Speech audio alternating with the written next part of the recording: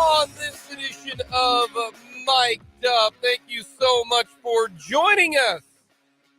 One win away from a return trip to the Super Bowl for the Kansas City Chiefs.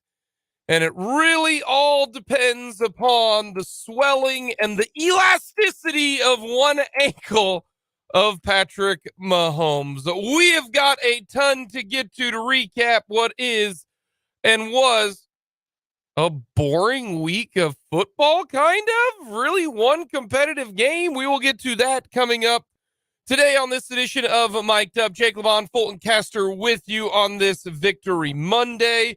We will talk Chiefs. We will talk Jaguars. We will talk Bengals, Bills, Niners, Cowboys, Eagles. We're not going to talk about the Giants because they are trash. They're not going to get into the Giants, but we have got plenty to discuss. Little hardwood as well.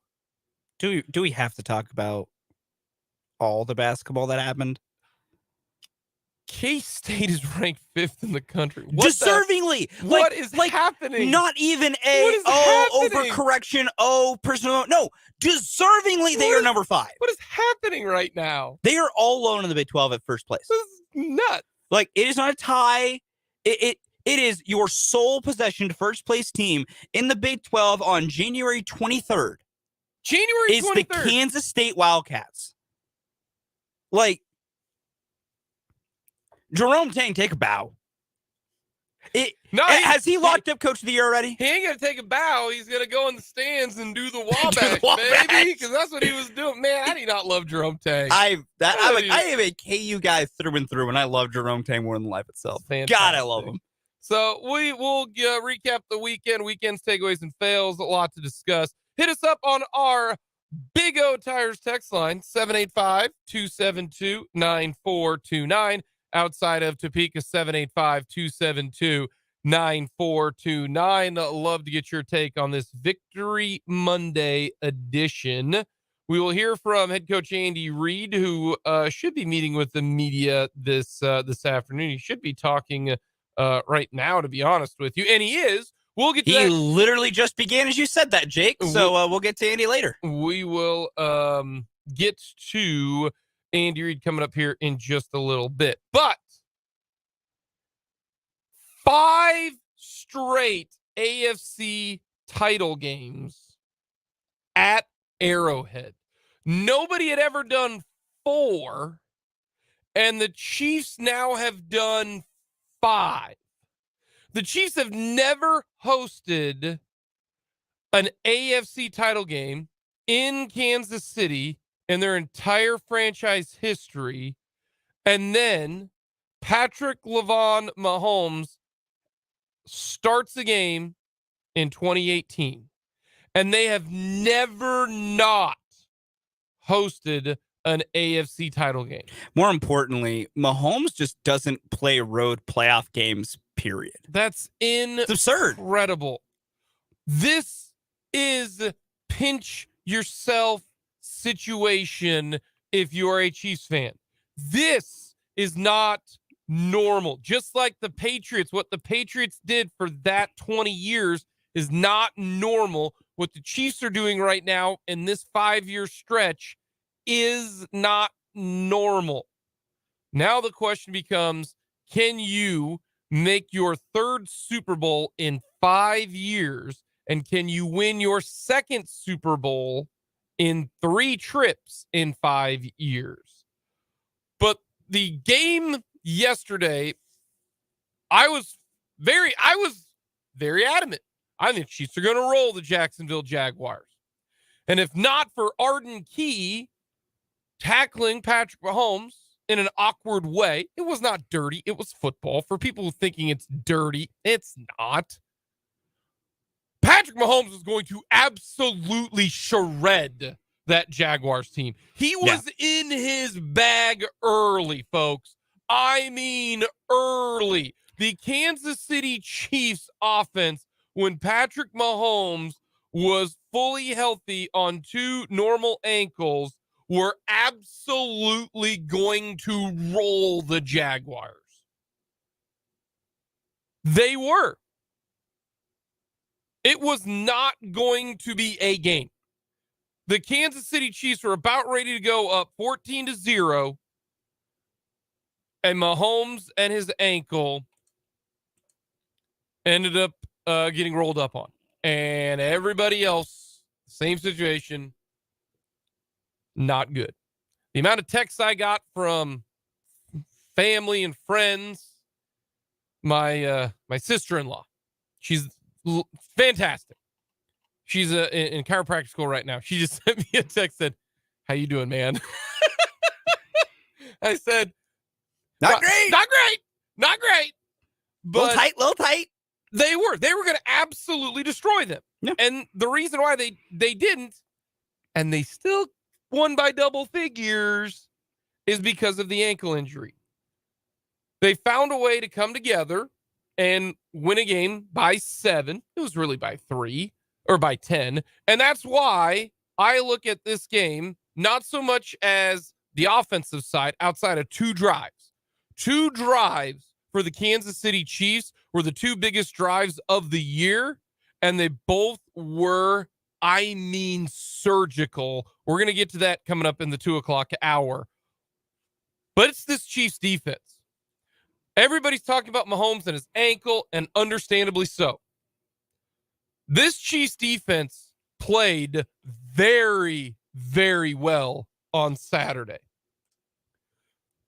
The Kansas City Chiefs defense held Trevor Lawrence, in my opinion, to 180 yards on 21 of 34 passing, 1 touchdown, and 1 interception. The Kansas City Chiefs got 2 turnovers on defense. We said the Kansas City Chiefs would win this game easily if the defense forced turnovers and the offense didn't have any. Well, the defense got lucky with 1 turnover. I will admit, the fumble by that's pure luck. Agnew was fumble luck. And it was pure luck that as Agnew is turning, he just drops the ball. We talk about that, though. And it happened. We have mentioned fumble luck. It's a very real thing. It's a thing. That one was a good fortune play. That was, you got a bone, you capitalized, you don't complain about those. The interception, one of the greatest plays I've ever seen, was not on the Jaguars. That was a Chiefs team and the Chiefs defense making a play. Much like middle linebacker for the Broncos stepping in front of a pass, arms extended, picking off the pass. That was an incredible play. You just that's one where you go, damn, I didn't think that defense could do that. Starts with Spags with the pass rush, sending Justin Reid, getting in the face of of Trevor Lawrence. Then Watson playing it well, confusing Lawrence because he thought it was man. It was not. And then he ends up with a one-handed interception. That right there, the game was ended. The Jaguars had no timeouts left at that point in time, and the Kansas City Chiefs had the football. They ran some plays, ran out some clock. They were up by 10 with a minute to go, and the game was over. The Chiefs defense, to me, then just bent a little bit, and the Jaguars actually did the smart thing in kicking the field goal. Because you're down 2 scores, you might as well leave some time on the clock, which they did. Yeah, leave some time on the clock for the touchdown you want to try and get. Credit to the Jaguars for doing it right. But to me, the game was ended when Jalen Watson intercepted that pass because the Chiefs ran out a little bit more of the clock in that final drive.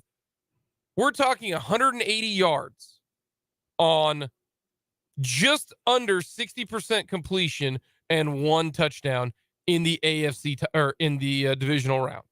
The Chiefs defense got after Lawrence. They did a nice job on Travis Etienne. Travis Etienne, the entire game, if you include everything at the end, Travis Etienne had 62 yards.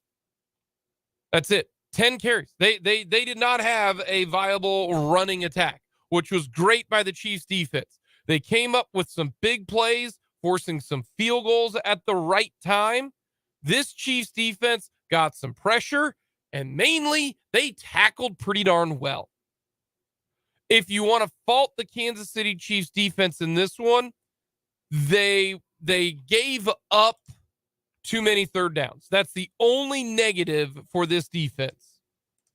Jags went 7 of 13 on third down. Find a way to get a stop once or twice and they have to punt the football, then the Chiefs win this game easily.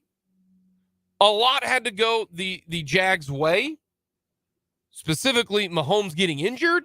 Yeah, that changed a lot. That helped them out, and it still wasn't enough. This was more of a complete game and a complete victory for the Chiefs with everything that occurred in the game that I don't think people are talking about. I really, really don't, because you have a completely different offense in the second half than what you did in the first half. The Chiefs were going to score 40 on the Jags. Mahomes is rolling out to his right, dumping off, shooting jump passes. It was incredible, that first drive and a half. And when it was a 3-and-out, Chiefs get the football, they go up 7-0. I'm thinking, man, this is excellent. But that is the great equalizer, is the injury aspect of it at that position. So I'm feeling good about the Kansas City Chiefs defense. I really, really am. I think everywhere else they're healthy. And you have right now the Chiefs playing some very good football, and it will all depend on the mobility of Patrick Mahomes, because his mobility is what separates him from as the number one quarterback to nobody's even near him quarterback. Yeah, it's what creates that gap. But the gap, his mobility gives the Kansas City Chiefs, because their defense and some wide receivers and everything are not as productive unless you have that mobility. Yeah. He makes them go to 11, whereas we saw in the second half, because I want to point this out. In the first half, the Chiefs had the football 3 times. They went touchdown, field goal, touchdown. We're going to talk about Chad Henne and his anything is possible. His drive. Ring of Honor potential coming up in the 2:00 hour. But the second half, all Patrick Mahomes led drives. Punt, field goal, touchdown, punt. He still got you 10 points in the second half. But it wasn't the same. No.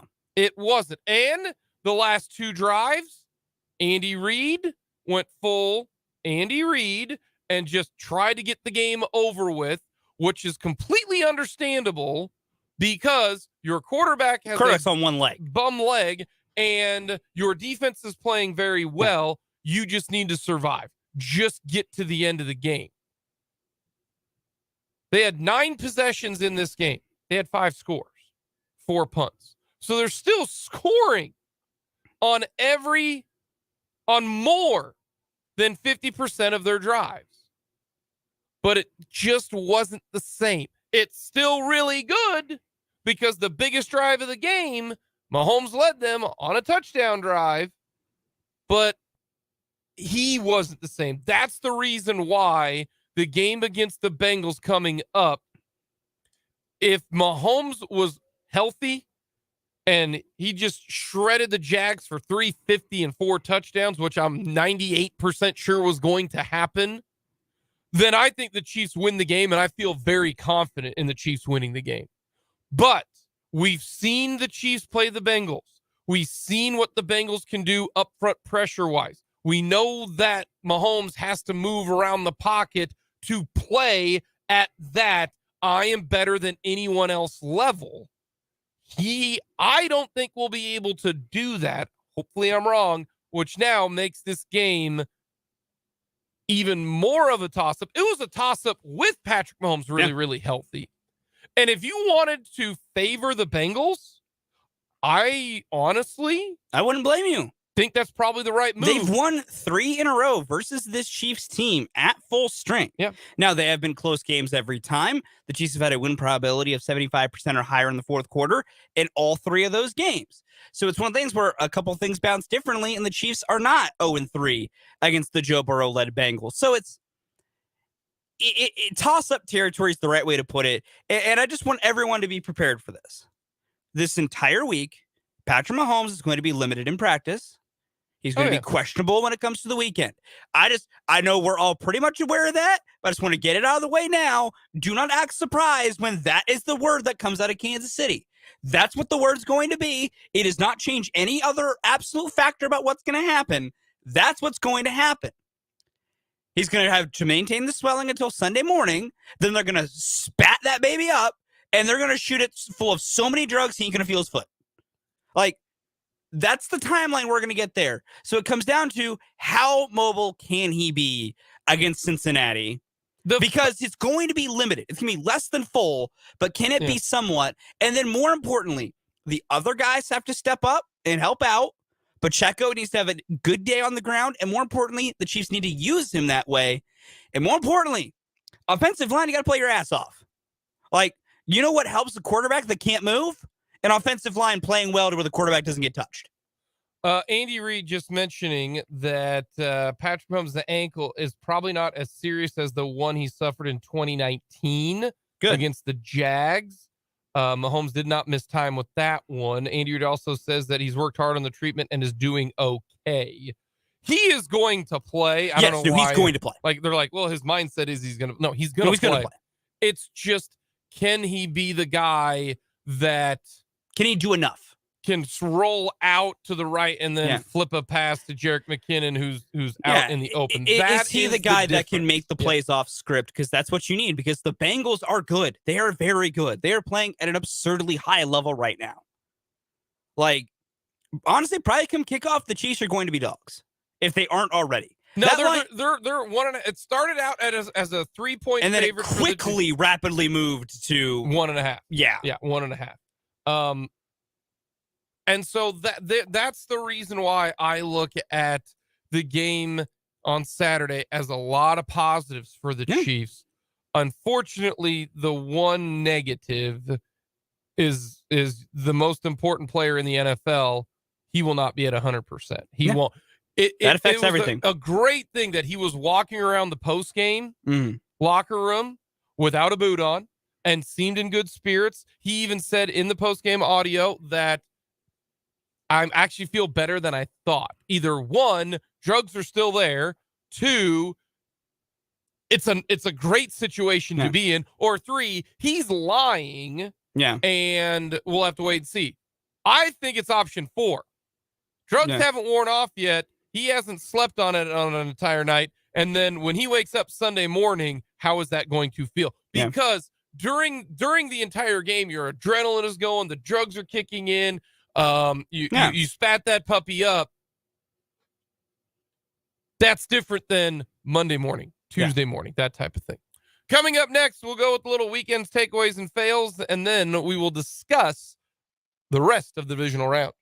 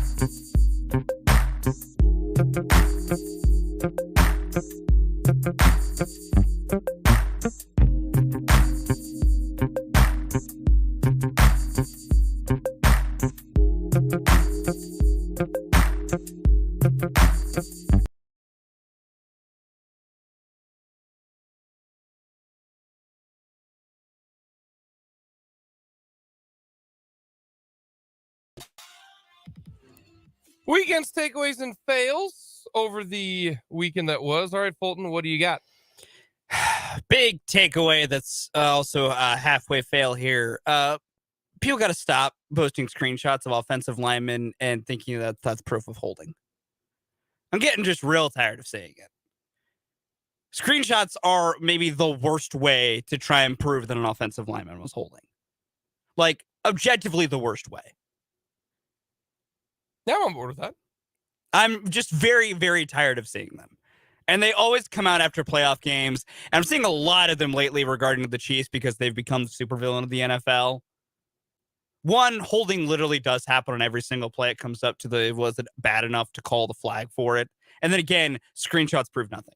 I saw a bunch over yesterday and Saturday, and I just saw even more this morning.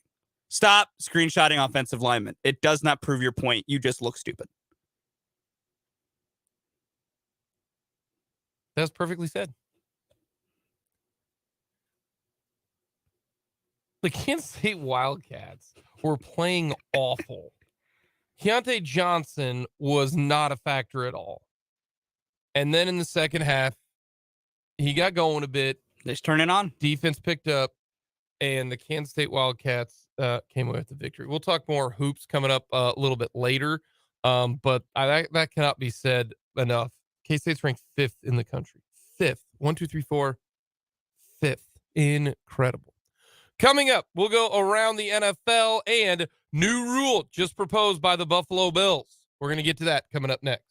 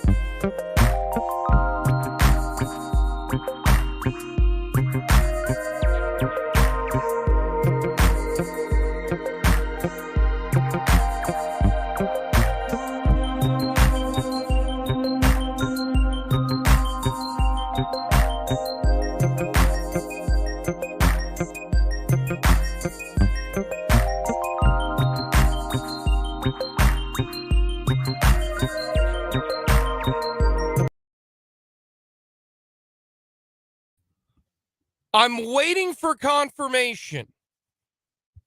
Waiting for confirmation.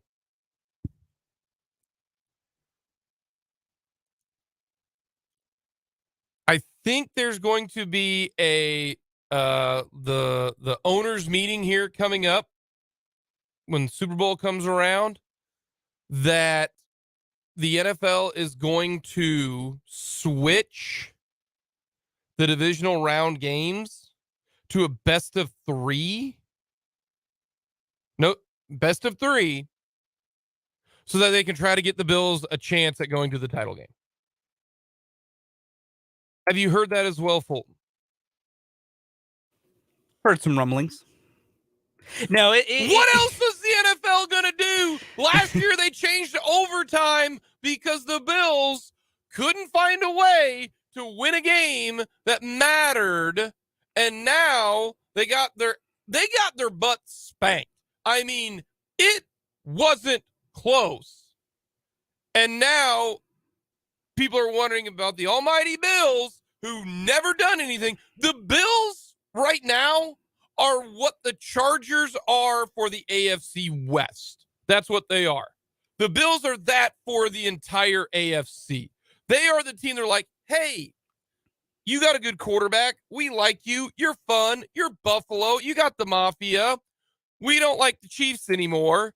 How about we just indoctrinate you to you're the proverbial favorite from here on out, even though you haven't even played in a title game before Patrick Mahomes was born, maybe. What's the NFL going to do now for the Buffalo Bills? Are they going to change the salary cap rules? The quarterback for the Buffalo Bills, his salary cap doesn't count towards the salary cap, because that's just how we make things happen. The Bills are the Bills. They are teetering on almost going Charger. Nobody goes full Charger better than the Chargers. No one does it better than the original. But let's be real. Last year, the Bills didn't get a chance to have a football. It's a coin toss. Lost them the game. You let a team score with 13 seconds left. That's on you. Now what are we going to do? Well, the game was played in bad weather, so you even got the advantage, Buffalo, of having a home game when maybe you shouldn't have had a home game.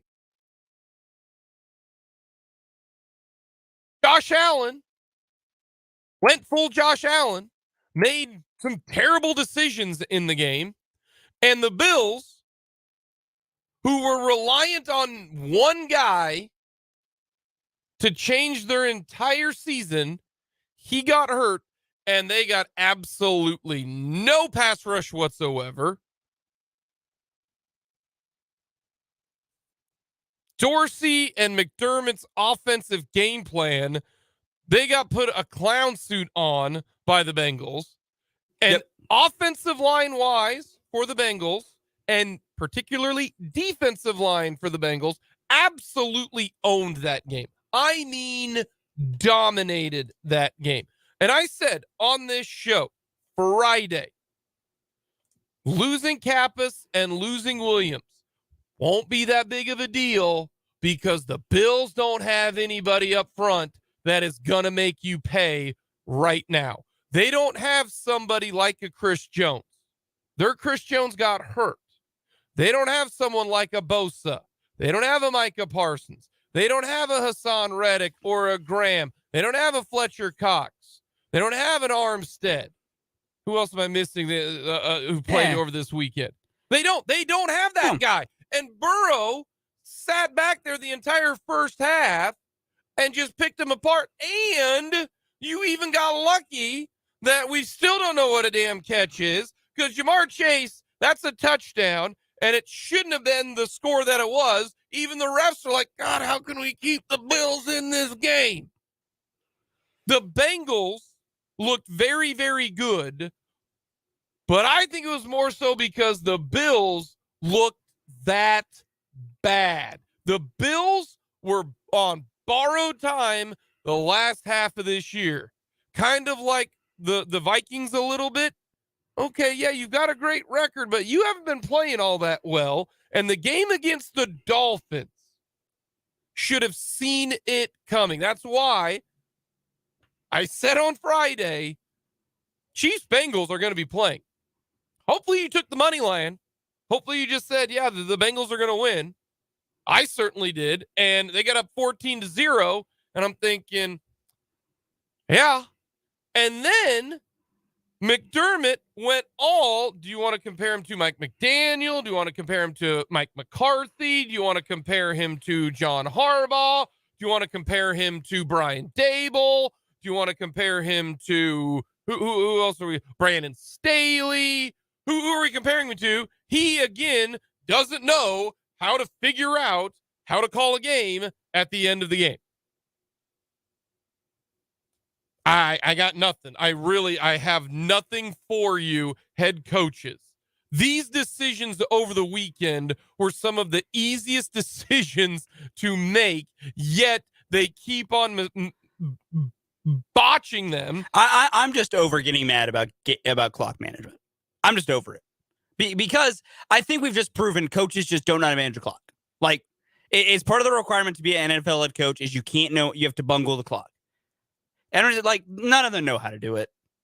It's baffling simple stuff that they just don't know how to do. Even the 49ers, Elijah Mitchell, fall down. Yep. What are you doing?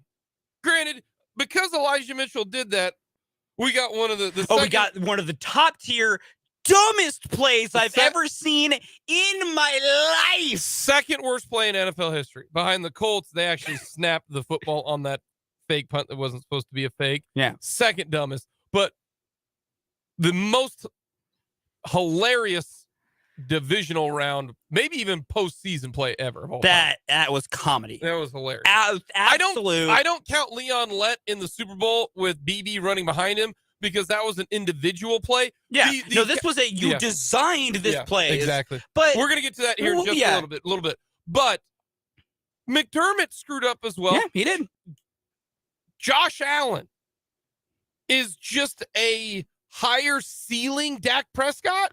So here's what I'll say about Josh Allen, because takes have been getting fired off this weekend, which are correct takes. The first take I'll say is this: are we all finally on board with calling Joe Burrow the second best quarterback in the AFC? Or are we all finally okay with doing that?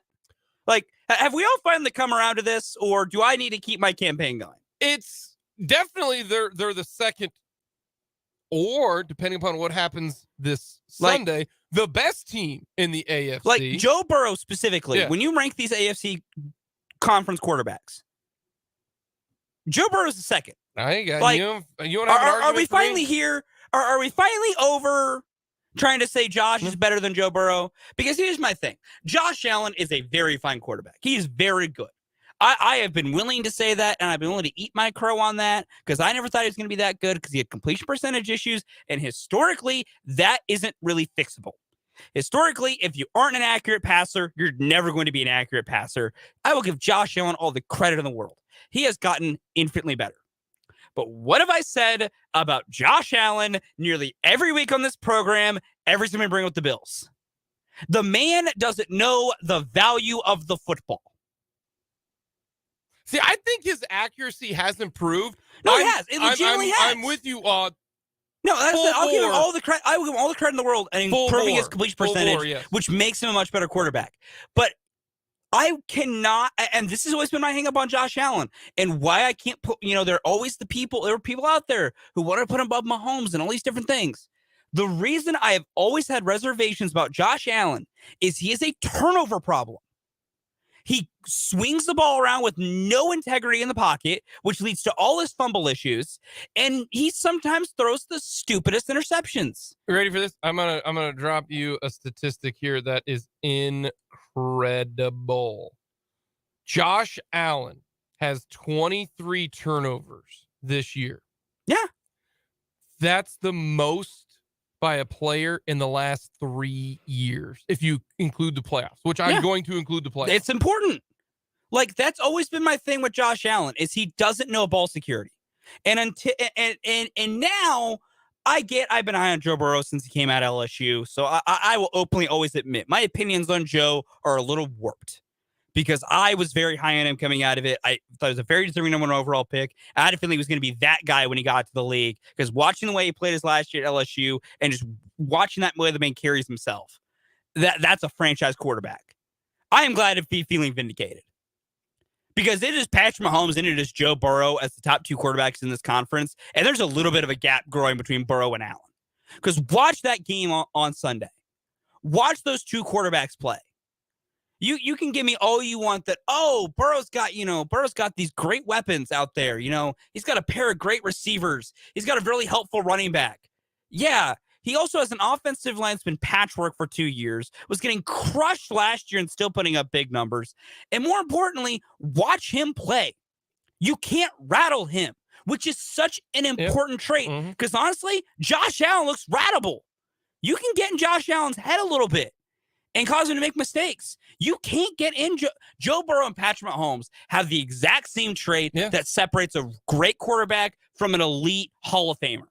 They don't get rattled. That loss there by the Bills. I've never seen a team in the playoffs look like they didn't want to be there. They look like they did not want to be there. I think while the game was going on, it wasn't that they didn't want to be there. It was the realization that they're not going to win. And that type of loss there, that is the game that changes franchises. It does. Well, that game right there might have to say, we have to do something different. We got to do something different on the offensive end, because they were reliant way too much on Allen.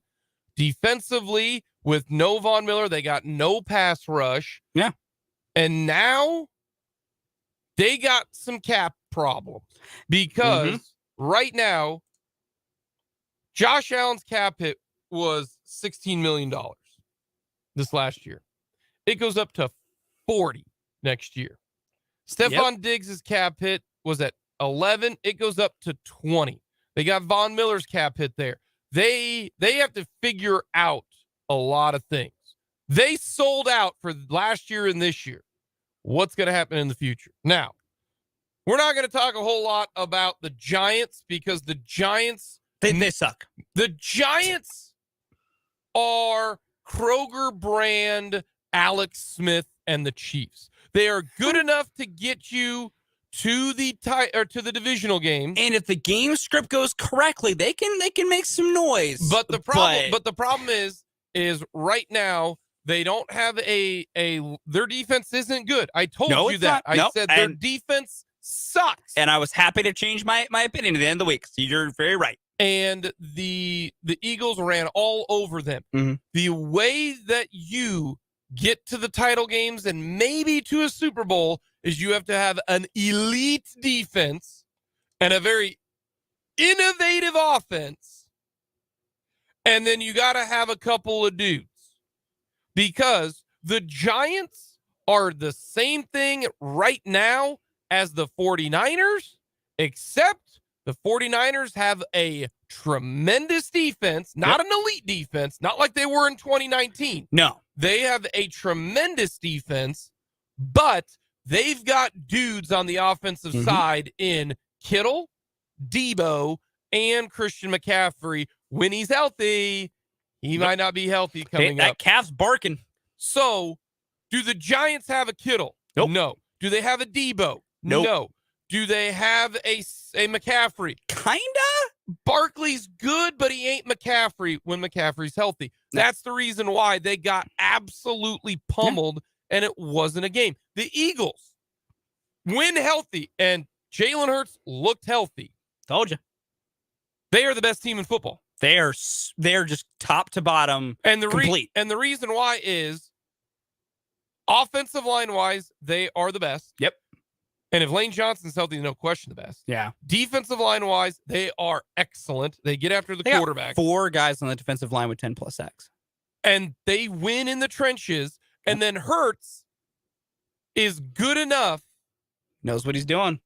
To not mess up and get their guys.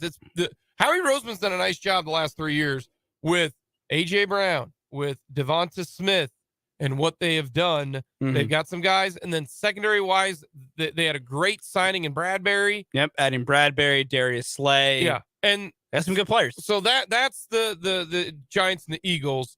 The Eagles are, the Giants beat a laughable, worst 13-4 team at and it's not a knock on the Giants. They're a year away, but also they're not just a year away. They're a lot of pieces away because they're going to take some work. Just like the Kansas City Chiefs were a couple pieces away with Alex Smith. And if they can get those pieces, they'll make a big jump because they're getting the other stuff in place. But Philly is a different animal. And I mean, I'm not going to be stunned if San Francisco finds a way to win because if anything, their defense should keep that game close. But and the game against the last game of the night, the 49ers versus the Cowboys. I want to talk about the 49ers first. And that is because the 49ers show they have a ceiling. And that ceiling is when you face a good defense. I told you that this is the first defense. I was right about a lot of stuff this weekend, so I'm going to puff out my chest. Now take your victory laps. I've taken more than a few. Brock Purdy has not faced a defense like the Cowboys, but more specifically, he hasn't faced 2 guys in Lawrence, DeMarcus Lawrence, and then Micah Parsons.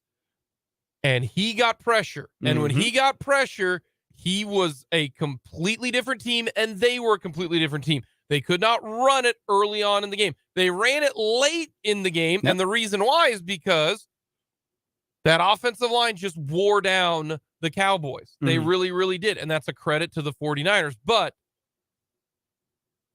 the Cowboys lost a playoff game giving up 19 points and allowing 1 touchdown. Yeah, they did. I mean, yeah, they did. Robbie Gould, 26-yarder. Robbie Gould, 47-yarder. Robbie Gould, 50-yarder. Robbie Gould, 28-yarder, and a 2-yard run by touchdown or by Christian McCaffrey. The Dallas Cowboys gave up 1 touchdown and lost, much like the Chiefs gave up no touchdowns and lost. So that hurt. When I look at the 49ers, Brock Purdy completed just barely over 200 yards and no touchdowns, no interceptions. He was a to-the-T game manager. The Cowboys got them off rhythm. They did not run it well early on, and when they don't have 2nd and 5 or 2nd and 3 or 3rd and 1, this 49er offense is not the potent 49er offense. Brock Purdy showed if the Cowboys had a elite quarterback, they win the game. Yeah. But Dak, as I've said for the last 5 years, is a good quarterback. Dak is not a Mahomes, a Burrow, even an Allen. Got a little bit. He's like a poor man's Josh Allen, to be honest. Kind with of, you. honestly, because they both have a similar flaw in that they don't know how to take care of a football. And also, Rodgers, the Brady's. He's never been a top 5 quarterback. He's not going to put you on his back like a Mahomes, a Burrow, that type of thing, and lead you to the promised land. He's not, because the Cowboys had their chances. Yeah. The Cowboys had their chances in this game. Their defense played outstanding, but 2 interceptions. 2 interceptions. Yep. were the key in this one. It came down to 2 decisions by Dak Prescott in this game. You even had Mike McCarthy, and the only reason Mike McCarthy went for it on 4th and 1, or 4th and 4, I think it was 4th and 4, was because he didn't have any confidence in his kicker to make a field goal.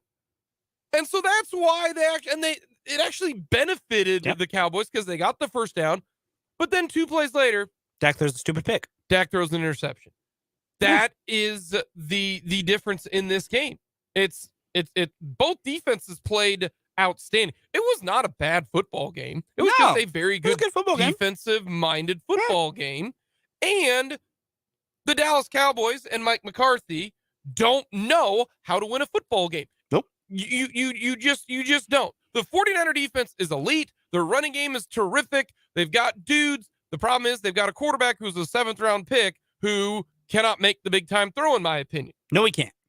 I feel vindicated. Okay, so, well, it was good enough. And we've talked about this. I feel vindicated already. But I don't think you can take your victory lap yet because... See, I will take my victory lap for this specific reason, because if the 49ers had faced a competent offense... But see, they didn't. And they have not won a game because of Brock Purdy. But that doesn't matter. We just care about, can you get him there? And I'm taking my victory lap. That is a premature victory lap. It's a victory lap I am taking based on what everyone's opinions have been on Brock, which is always this great guy. He's 8-0. He's doing these great things. No, they're 8-0 because their defense is phenomenal. And they run the football. And you can do that.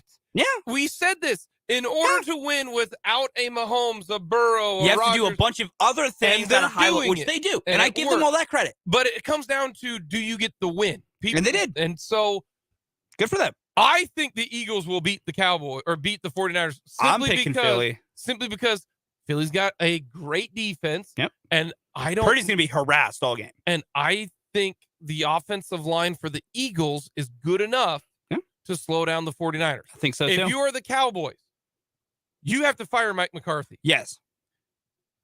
Fire the buffoon. The definition of insanity is doing the same thing over and over again and expecting different results. You've had the same result the past 2 years because of that idiot. You thought twice, not once, but twice, I'm going to punt the football. How did that work out for you? You thought your defense was going to get a stop at the end of the game. Not once, but twice. They punted damn near at midfield at the end of the game. It wasn't the end of the game. It was the 49ers then punted to the Cowboys. The Cowboys then said, oh, yeah, we're just going to give you the ball back, and we'll look at how that worked out. It's not difficult when it comes to coaching decisions, yet it is. But Mike McCarthy's got to be gone. And I think Dak Prescott, honestly, convinced me he's not Alex Smith. Good quarterback. Ain't going to win you anything. Coming up, we got lots more here on Mic'd Up.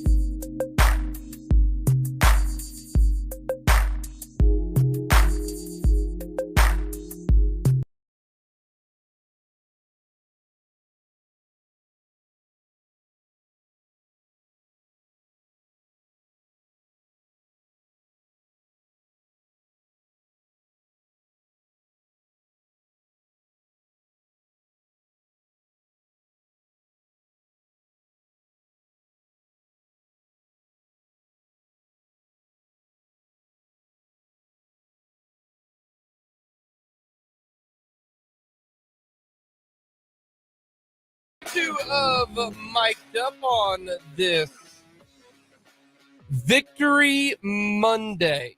Jake LeBon along with Fulton Caster. Talking all things Chiefs and another AFC home title game. 5 in a row. Count them with me. 1, 2, 3, 4. 5. 5-time, 5-time, 5-time, 5-time, 5-time AFC Championship game host. Shout out to Great Booker T. The fifth time in a row that the Kansas City Chiefs will be hosting the AFC title game. I am very, very glad that the potential neutral site game is not going to happen. Yeah, the NFL, you don't get your data point, NFL. Ha! Suck it. Yeah, they don't really need the data point. Jake, shut up. Here's the thing. I know you're right, but shut up. If the game did occur, then it would have been a resounding yes. Yeah. But since it won't occur, there'll still be some minor thoughts. The rumblings will exist. But according to Albert Breer of Sports Illustrated, the NFL powers that be have actually discussed the title games being at neutral sites, which sucks. There's no way to put it. It sucks because a neutral crowd for the title game is It's not the same. It's not the same. It hits different. I get the Super Bowl. I'm okay with the Super Bowl being at a neutral site. Yeah. I am, because AFC to NFC, it's completely different. Yeah. How do you and alternating back and forth? Who gets the home field advantage? It has to be at a neutral site. Yeah, it does. It's the right way to do it. But the title game, no. I'm glad we won't actually get to see it happen, even though I'd rather face the Bills than the Bengals in the title game. Would have been an easier win. It's still going to happen. Yeah. The games are going to be moved because the NFL can make a boatload of more money. They can, it's just a whole lot of reasons why, but not really a whole lot of reasons why. One reason why, money, but there's a whole lot of ways you can make money by having it at a neutral site. So that will be happening. Andy Reid met with the media today. We're going to hear from Big Red. Give a little update on Patrick Mahomes, his ankle injury, all of that is what Big Red had to say today. Listen, we look forward to the challenge of playing the Bengals. Obviously, it's they're a heck of a football team and well deserving to be in the position they're in. They played great football yesterday. So, we'll work on tomorrow with the players. We'll start working on them and practicing against. As far as injuries go, really Patrick is the main one, and as you guys know, he hurt his ankle. So it's it's been reported that it's a high ankle sprain. So that's pretty accurate. With that, time's yours. Good afternoon, Coach. On the subject of Patrick, he told us after the game that he would immediately go into treatment. How encouraged are you by the past 2 days of treatment? And Brad, I'll probably have a follow-up. Yeah, no, he's worked hard in the treatment and is doing okay. Yeah.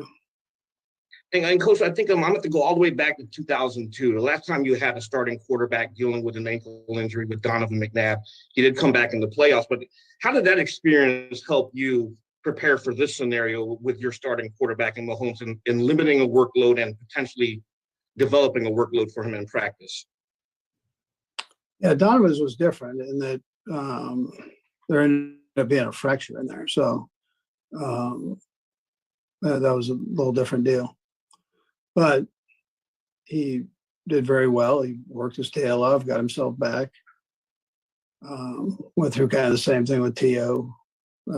At one time. So for the Super Bowl, who worked his way through it. And, but both those two had fractures. Coach, just staying on Patrick, you had mentioned he went through this week 1 of 2019. How similar is this issue, and how much do you anticipate it'll help that he's already had to deal with this at another time? Yeah, he told you guys. I mean, he mentioned it to you that he's going to play. So I mean, that's his mindset, and then we'll just take it day by day and see how he does. Hey, appreciate the time here. Kind of 2 quarterback-related questions. First, about Chad. What would you say is his biggest asset that he brings to the quarterback room and be able to step in and be ready in these big moments? Yeah, well, I mean, he's got a consistent personality. He's smart. He like a well-aged pro. He knows how to prepare without getting a lot of reps. And so, we didn't have any of the hiccups that you'd have as far as the clock management and all that stuff. So he handled it, and the guys know, they know how he goes about his business. So his leadership also fits in that. And then as far as Joe Burrow, Chris kind of talked a lot this year about one of the missed sacks motivating him. He was only sacked once in that Buffalo game yesterday. What do you think makes him so hard to get down and makes him so slippery in the pocket? Yeah, he's a strong kid. He is elusive, and you've got to make sure that you wrap him up. And Chris probably said it the best. He was the one out there, working it. And yeah, no, he's a heck of a football player. Hey, Andy, you talked about Pat preparing himself as if he's going to play. I'm wondering if you're proceeding that way as well. I mean, are you going to give him all the reps that the starter would normally get in practice? Are you preparing the game plan around him and around him only? And Brad will have a second question as well. Yeah, well, the game plan part, we don't have to do much either way. I mean, they both run the same play. So as far as the reps, I've got to see how he feels, when we get ready for practice there. Okay. And you've done well with your backup quarterbacks when you've had to put them into games over the years, and even here, but also going back to Philly. Just wondering what goes into that. I mean, is it just a case of finding stuff they like to do, or is there more to it than that? Yeah, we try to keep open communication with the quarterbacks the best we can, and then evaluate them. We've had Chad here a while, so we know the plays he likes and doesn't like. We also know the plays that Pat likes and doesn't like. So we try to blend it and make sure that we've got plays that work for both of them. Hello, Andy. I have two questions as well. My first one is, I know it's a 3-game sample, but what do you think your team can learn from those lessons in the previous meetings with the Bengals for Sunday's game? And Brad, I'll have a second. Yeah, well, we know they're talented in all 3 phases. It's the same guys playing against each other. So I'm sure both teams will have adjustments that they make, and both teams will play hard. And we'll just see how. I mean, these games have been close, so we'll just see where it goes. Come game time. And Coach, with Patrick specifically, how much of what he did to get prepared for the AFC Championship game 2 years ago is something that you guys are maybe anticipating, sort of putting him through a particular practice where he obviously built up as the week went along? Is that something that you feel is achievable, or is it optimistic? Yeah, it's a possibility. It's too early to tell you. I mean, I'm gonna just see how he's doing when we get to that Wednesday practice and see where we're at. Brad, I'll have a follow-up as well. Coach, I know the subject, you're going to see how it goes with him, but what do you lose at this point in the year if he can't, if you decide rest is the best way to go? What does he lose by not getting those reps in practice, and how much does it set back the whole team if he has to watch and then just jump in there and play at the end? Yeah, heck, who knows? I mean, I don't know that. I mean, he's done amazing things with limited time, so I can't answer that really. Okay, that's fine. And then the next one, short yardage. You've been great at it at times this year. It's been a little bit of a struggle. I was wondering, this is a different dynamic. You had to kind of retool the offense without Tyreek Hill. Is this a kind of a product of all the time? I know, listen, I've had a lot of guys in the league tell me the most precious thing you have are reps, right? There's only so many of them. Is this maybe an example of where reps had to be burnt to build the overall offense, to get everybody on page, all the new receivers? And maybe they're just, it's falling through the cracks, some of the short yardage stuff you needed to work on? Well, it needed to fall through the cracks the other day. I mean, it was we didn't do a very good job with the quarterback sneak, but we've had some pretty good snaps at short yardage. Other than that, so anyways, it depends. It depends on which plays we're drawn from here, I guess. But that was not a good showing for sure. Hey, Andy, a couple quick things, but you referenced in post game that Patrick had that ankle injury against the Jaguars in 2019 opener. How similar is what he's dealing with now to what he dealt with that day? Yeah, I think this one isn't quite as bad as that one, Sam. So, but I mean, they're similar. They're sore, but not quite the same. And then I know so much of the week can probably be the chess game of trying to anticipate what they're going to do for you guys. Does Patrick's injury factor into what you sort of try and anticipate that the Bengals might do defensively? I'm sure they'll something, yeah, that they do in lieu of that. But I'm not going to chase a bunch of different things. We should have things covered in our protections and that, no matter what. Andy, whenever you get the chance to watch Lou Anarumo's defense and what he calls characteristic wise and everything, what kind of stands out to you and what kind of impresses you with what he's done the past 2 years? Yeah, first of all, he's done a great job. He puts his guys in good position to make plays. He has a variety of different coverages and fronts that he works with. His players understand him. Zones are tight. They do a good job of man-to-man. So well-rounded scheme that he has. How you doing, Andy? Good to see you. I'm just kind of curious. You mentioned a little bit about, you got to see how the week goes with Patrick, but I just kind of wanted you to maybe confirm with everything he knows in the offense, he could play on Sunday without taking reps throughout the week, correct? Yeah, possibly. Yeah, I think so. He's never done that. So I don't know. I don't have the answer for you on that. Hey, Andy, just one minor point of clarification on Patrick. Are you able to say what grade the sprain is? And I have one follow-up, Brad. Yeah, I don't have that information for you on the grade. I'm sorry, I couldn't hear that, Andy. Yeah, there's no grade on it. I don't have a grade for you on it. And then the follow-up is just, can you tell us a little more about what it took to get him out of the game? You said he wanted to fight. But how does that dynamic go? I know it must be a little strange. Well, listen, I mean, he wanted to play. That's what he wanted to do. So he didn't want to come out of the game. And so that's, he was pretty adamant about that. But, sometimes you have to get things checked out so you're not putting yourself in harm's way there. So that's what we did. That is head coach Andy Reid, and here's how that situation went. Patrick Mahomes, we know, is uber competitive.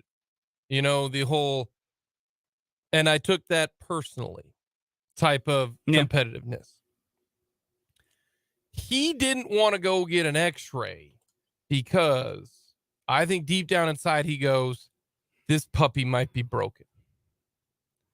This could be really bad. If I don't go in and get an x-ray, then I can play. But Andy Reid, and we have said this a lot, he has 51% say. And you could see the back and forth on the TV. I'm going back out there, and Andy is it's like trying to reason with a toddler. Yeah. Look, you can play with your cars after dinner. You got to eat your food. And then he's like, no, I want to play with my cars now. You can play with your cars, but you're not playing with your cars while you eat. I feel like this is a conversation you've had before. Yes. And that's what it was like. Yeah. No, it truly is. He's so competitive, and he doesn't want to come out of the game.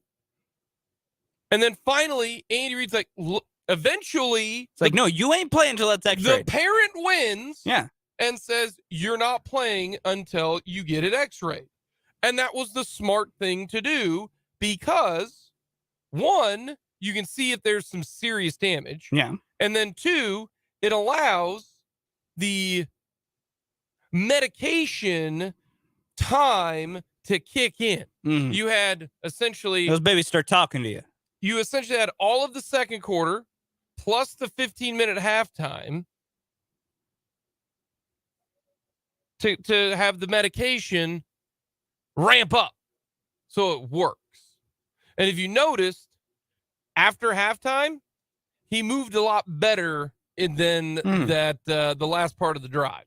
So that's how that situation went, was Andy wins out. But yeah, Mahomes, I think deep down inside, he was a little bit worried that something was really wrong. and that he knows if he goes and gets the x-ray, it's over. They're not going to let him play. No. I mean, this is the same guy as we found out on the New Heights podcast with Travis Kelce when Mahomes went on there, that he wanted to go back in the game when his knee didn't look like a knee. He's like, oh, it's structurally fine. Cool. I'm good to go. It's like, no, Pat, that's not how this works. Yeah, he wanted to go back It's in. not how any of this works. No. So a lot of it will depend on the ankle. We're going to find out on Wednesday because Mahomes will meet with the media and he's going to say it's sore, but he's doing well. He's going to play. No excuses. That's what's going to happen. Coming up next, everyone loves the list. We were all youngsters once. What was the restaurants that you got hyped to go to? Like, wow, we get to go here. We'll get to that next here on Mic'd Up.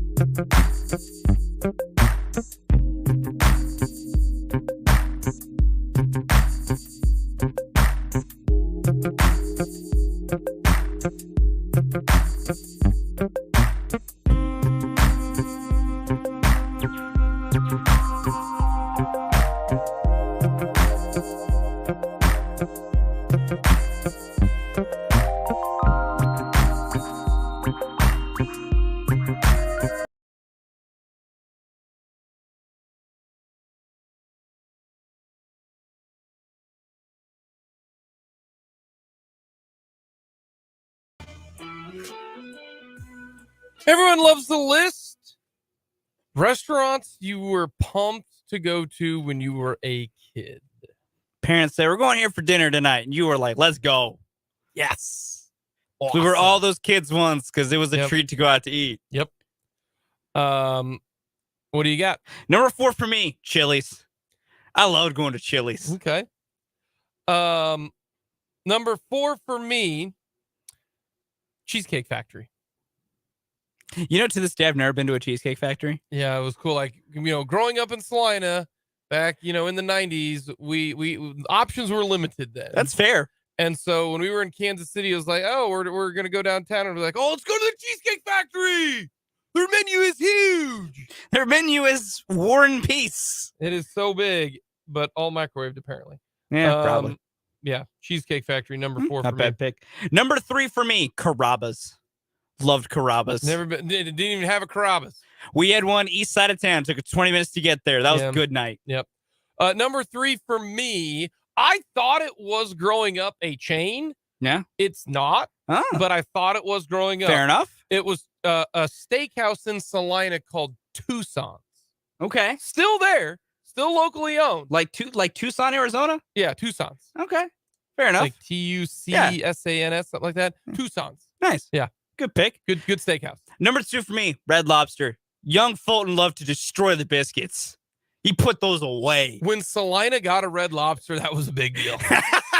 Y'all, we got the Red Lobster. When Salina got a Red Lobster back when I was like in middle school, y'all, game changer. Yeah. Number 2, Red Lobster. Yeah, Red Lobster's definitely. That was such a good time. Number 1 for me though, Cracker Barrel.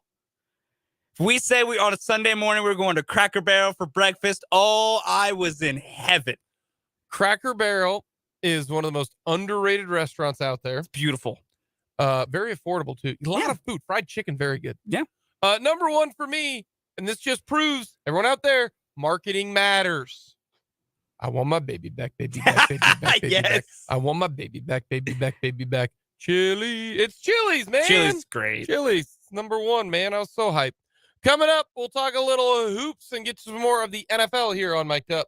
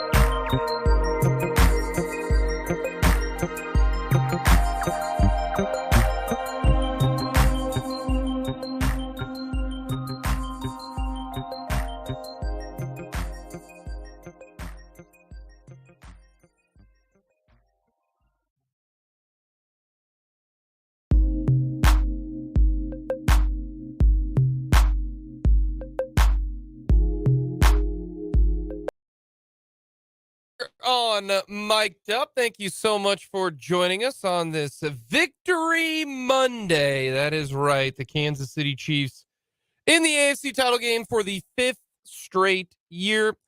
Andy Reid commenting on Patrick Mahomes' ankle. Some good news. Andy Reid did say that Patrick Mahomes was not like the ankle injury in 2019. That was against the Jags. Everybody remembers that. Wasn't great. Now, there are some pros and cons to the Chiefs' 2019 schedule. When Andy Reid mentions the ankle injury against the Jaguars. It happened early on in the year. The Chiefs won 40-26. The very next game, Patrick Mahomes threw for 443 yards and 4 touchdowns.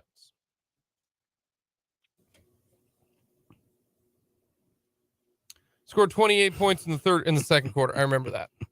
Demarcus Robinson, if I'm not mistaken, caught 2 touchdowns that game. I think you're right. I think he did. I think you're correct as well. But I know 443 yards because I saw the stat on Twitter. Here's the positive of that. After the ankle injury, the very next game, Mahomes threw for 443 yards and 4 touchdowns, which is awesome. And it shows you that he can heal quickly. Scored 28 points in that game, all in the second quarter. You are correct. There were 2 Demarcus Robinson touchdown receptions in that quarter. I'm on a heater. Do you know right how now. long they were? God, this is a treasure down memory lane. I remember this game like to a T. They were around like 30 yards each. A little bit more than that. The first one was a 44-yard touchdown pass to Demarcus Robinson.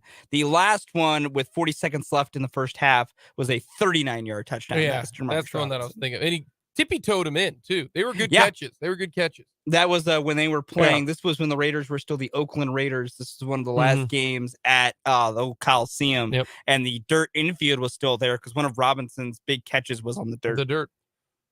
Things you just remember. The reason I bring this up is that Andy Reid says it isn't as bad as it was in 2019. It's sore, but not quite the same. That's great to hear. Also, getting an extra day helps because the game was on Saturday, not on Sunday. But also, the Raiders ain't the Bengals. Okay. That's for damn sure. So, yes, Mahomes came back and looked pretty good in that game, especially in the second quarter. But they ain't the Bengals. That Raider pass rush in that game is not the Cincinnati Bengals, and it's not old DC Lou out there scheming things up. I mean, the Raiders in that game, here's who the Raiders had on defense. Tahir Whitehead, LaMarcus Joyner, Avontes Burfict sighting. Carl Joseph was one of the safeties. Trayvon Mullen. I mean, come on. There's really nobody of note that was any good. So, yes, we're talking about bouncing back after an ankle injury, but we also have to put in a little more context that they did play the Raiders, who were trash. And then we do have a texter on the Big O Tires text line from the 785 who asked, did Mahomes have any rushing yards against the Raiders then? Patrick Mahomes in that game had 1 attempt for -1 yards. Now, so no, he did not run. Here's the other side of things. That's a great point by the texter. It is a good point. And I think this is what's going to be the biggest impact. Do you remember the game later on that year when the Chiefs lost to the Colts 19-13? I do. Fun game. Mahomes threw for 321 yards, and then they lost against the Texans. Threw for 273. Mahomes re-aggravated that injury during that Colt game, and that was a tough.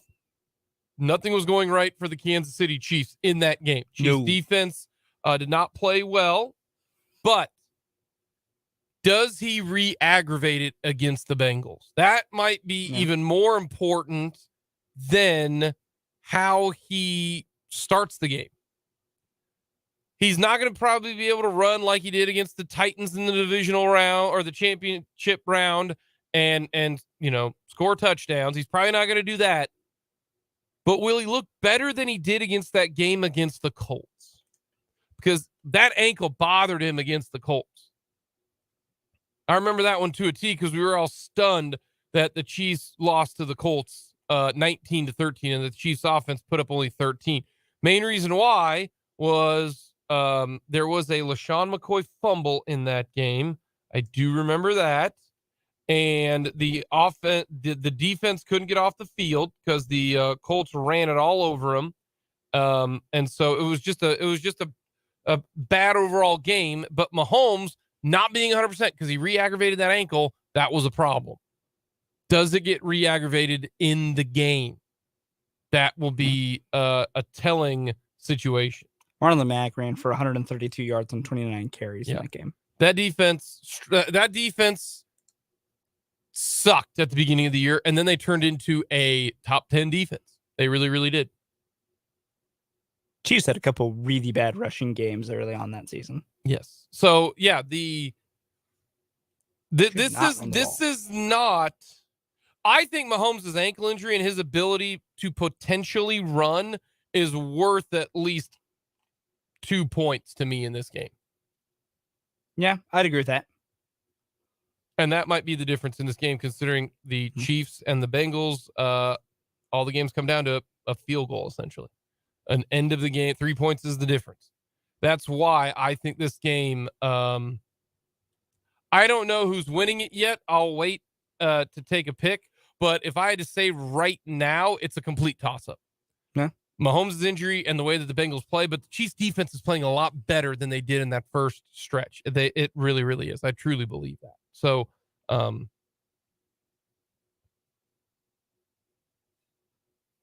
have to wait for the rest of this week. One last 2019 trip down memory lane, because I'm now just fully ingrained in all this. The Chiefs were a 10-point favorite against the Houston Texans in the playoffs. They sat here and were down 24-0, and they still covered. Yes. Memories. I wonder what the money line would have been on that one. Down 24-0. I don't know, but someone could have made it good. But yes, also the Chiefs hit the over in that game by themselves. The over was 50.5. Yeah, that was the game that they had to put out the sign that said we ran out of fireworks. Yeah, 51-31. Yeah. The Chiefs hit an over by themselves. Texans scored 0 points. The over still would have hit in that game. Yeah. That was healthy Mahomes. I don't know if it's going to be healthy Mahomes. That was a good time. Yes. Appreciate the text from the Big O Tires text line 785-272-9429. Let's go to the basketball world, because I do want to touch on a little bit of hoops. K-State is ranked 5th in the country. Top 5 team. Rankings don't mean anything. No, they mean Jack Diddley squat. Except for the net rankings, which they do use maybe during the NCAA selection show. But K-State is 17-2, ranked 5th in the country behind Tennessee, Houston, Bama, and Purdue. KU is ranked 9th. Texas, who is Chris Beardless. Did you guys talk at all about that situation? Oh, yeah, we did. Because I was gone. Yeah. And all of a sudden, some things happened while you were gone. He got fired. Yeah, he did. A whole lot happened. No, myself, Brendan, and Dan, we covered that pretty well while you were gone, if I do say so ourselves. So we brought it up. You got K-State 5th, KU 9th, Texas 10th, TCU 11th, Iowa State 12th. So you have, that is absurd. They have 4 teams in a row. KU, Texas, Iowa State, and TCU. 4 in a row. So you've got 5 of the top 12 teams are in the Big 12. Yeah. And then preseason favorite Baylor comes in at number 17, who, by the way, KU plays Baylor tonight. 8:00 down in Waco, Farrell Center, land of Dr. Peppers. And so, which, by the way, just a blasé arena. I'm glad they're getting a new arena. Yeah, not great. But over the weekend, KU is doing their typical end of January slump. They do it every year. It's getting pretty typical at this point. I wish it wasn't. And right now, and when I say January slump, I mean like 2 games.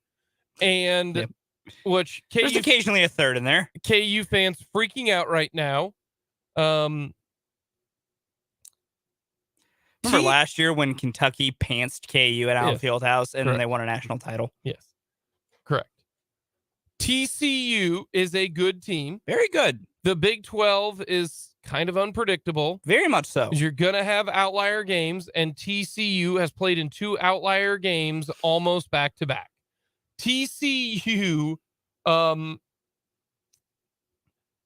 they lost to West Virginia 74-65, and you're like, oh, okay, it's a 9-point game.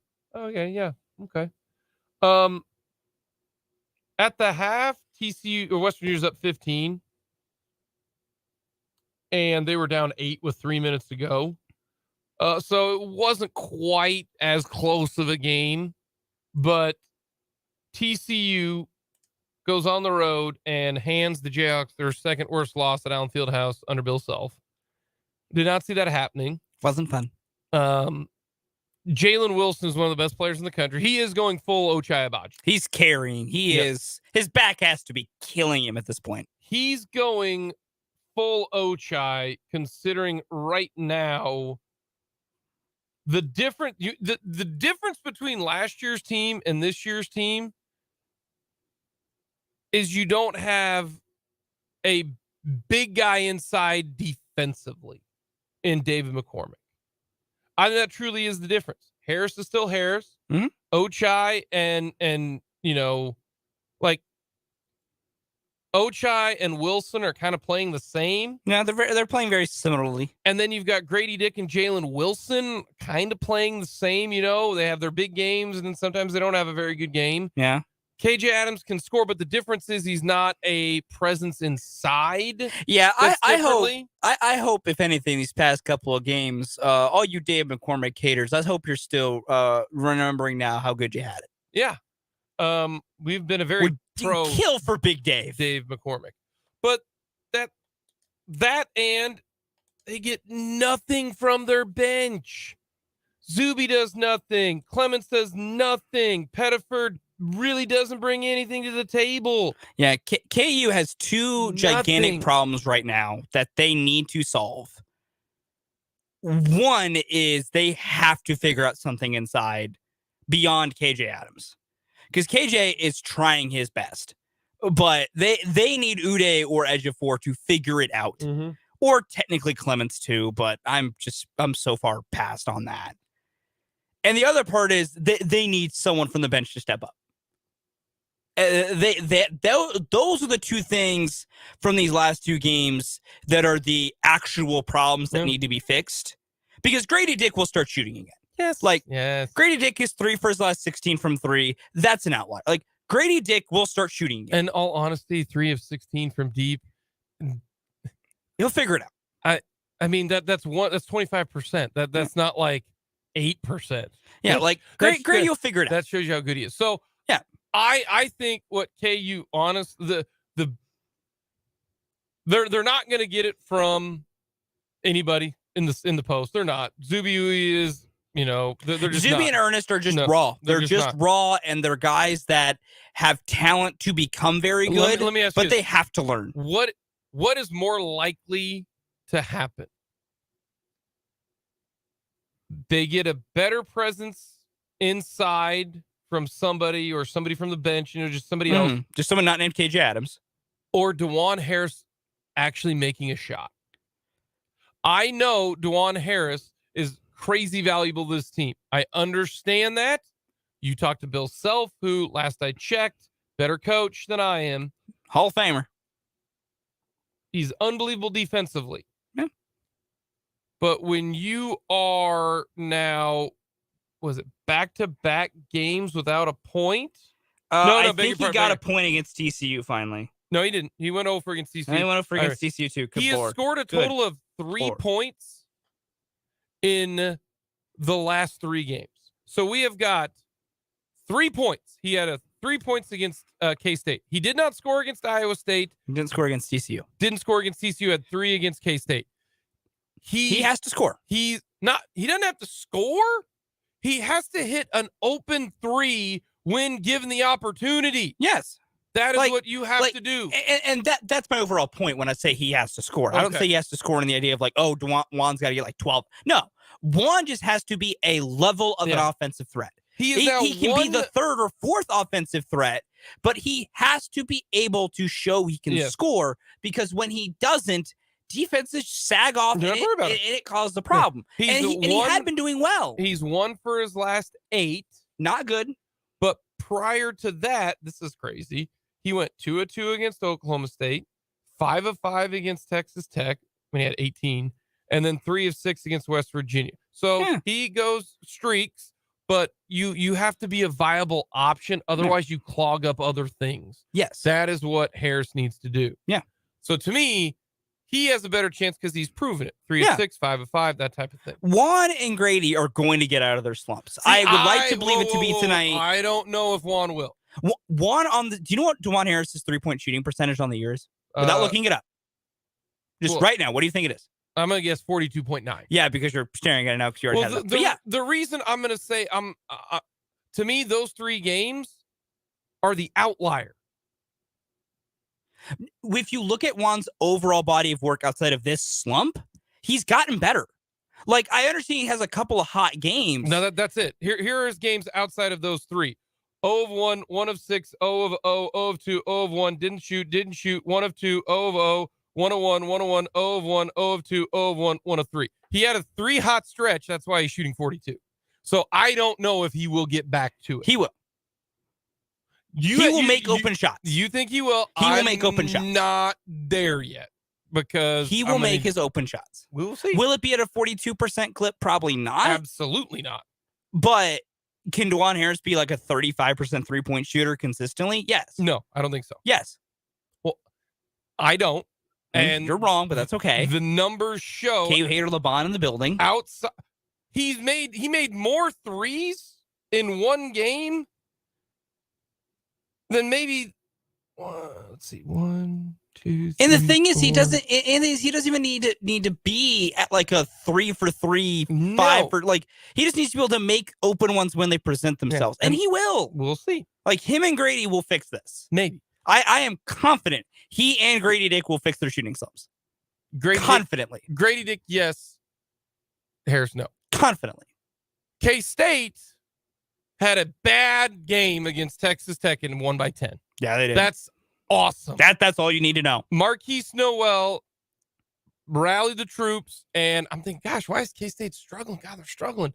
Well, they struggled because Keontae Johnson, I think, had 4 points at the half. And then he turned it on. He is the guy. He is the dude. And he got it done in the second half, and K-State came away with the win. And that is incredible that they are 6-1 right now in the conference. Coming up, 2 drives. Save the Chiefs. We'll get to that next.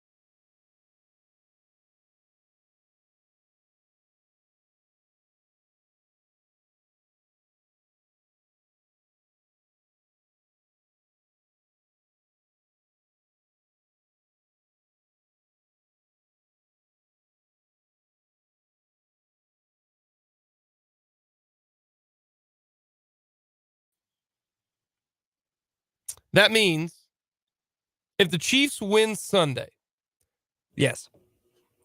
Patrick Mahomes as a starter in his career has a better chance of making the Super Bowl than not when the season begins. Correct. If they beat the Bengals on Sunday.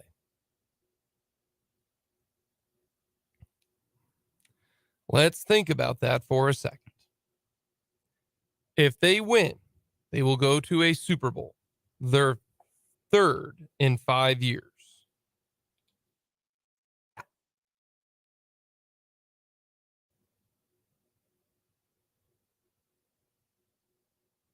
There are teams that have never even been to a Super Bowl. Yeah.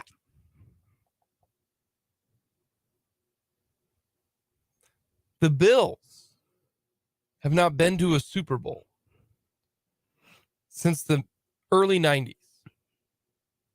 And the Chiefs will go to their potentially third Super Bowl in 5 years with Patrick Mahomes as a starting quarterback. Yeah. Isn't it awesome? Isn't it great? It's amazing because the Chiefs are my team, because I'm wearing my Chiefs hoodie today. But there's still a little bit in me that wants to mention to all these kids who are 9, 10, 11, 12, 13, 14, 15 years old. Because when you were an 8-year-old kid, 5 years ago, now you're 13. Yeah. Man, you don't know any different. No. You are spoiled. Let me look at something. If you were 10 years old, when I was 10 years old, that was been 1994. That is right when really I got super into it. Do I remember football games? When I was in the early 90s, I was like 7 or 8. I do. But I really start remembering like the Super Bowl of around like 93, 94. Yeah. When like Emmitt Smith and Troy Aikman were crushing it, and I remember Scott Norwood. Like I remember that. And that was in that was in 93, I believe. I think. Wide right was that 93? That's before my time. So this is me just going off what I've been heard. No, 91. Okay. Like I remember that. Okay. I didn't Kids who were 10 years old, 9 years old in 2018 don't know any different. They don't know any different. You know what was happening when I was 10 years old for the Chiefs? It's 2006. They made the playoffs in 2007. They were the worst playoff team ever, potentially. Yeah. They got smashed by Baltimore. Yeah. Now I remember. Was it 2007? 2010. Was it 2010? Mm-hmm. 2010, 10-6 with Matt Castle. They were 8-0 at home, terrible on the road. 2007, they were 4-12. Oh yeah, that was Brody Croyle, baby. Just don't remind me. But no, 2006.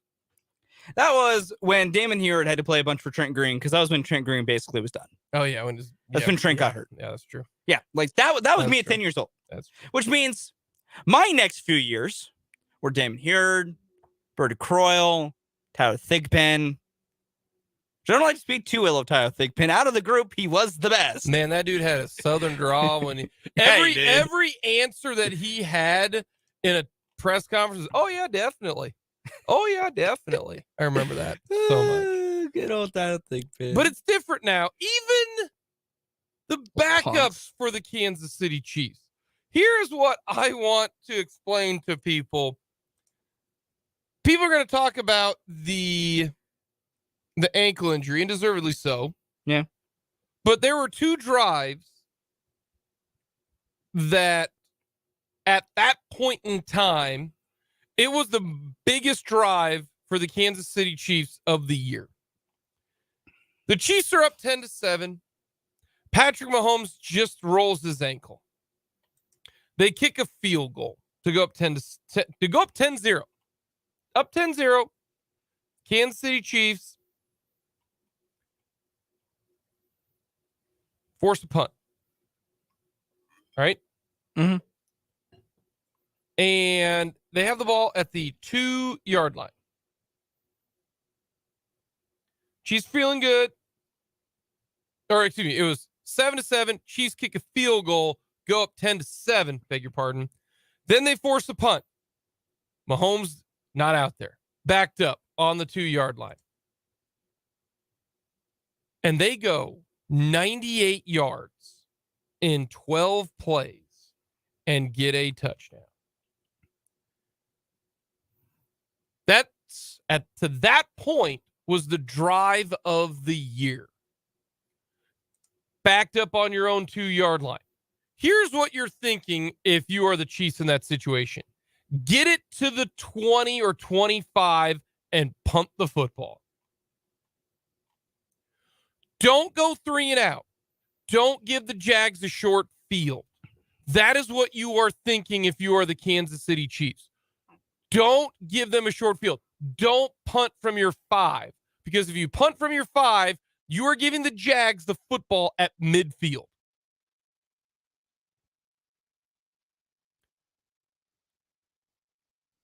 They end up going 98 yards and retake the lead by 2 scores, 17-7.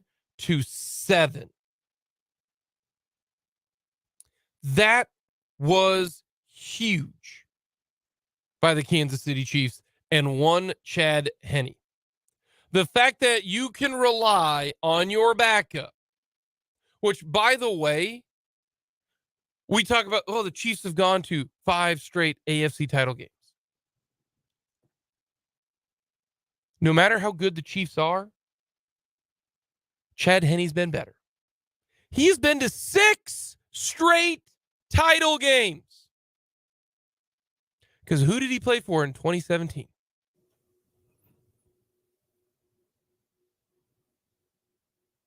I only ever remember Chad Henne also on the Dolphins. I don't know any other team he's been part of.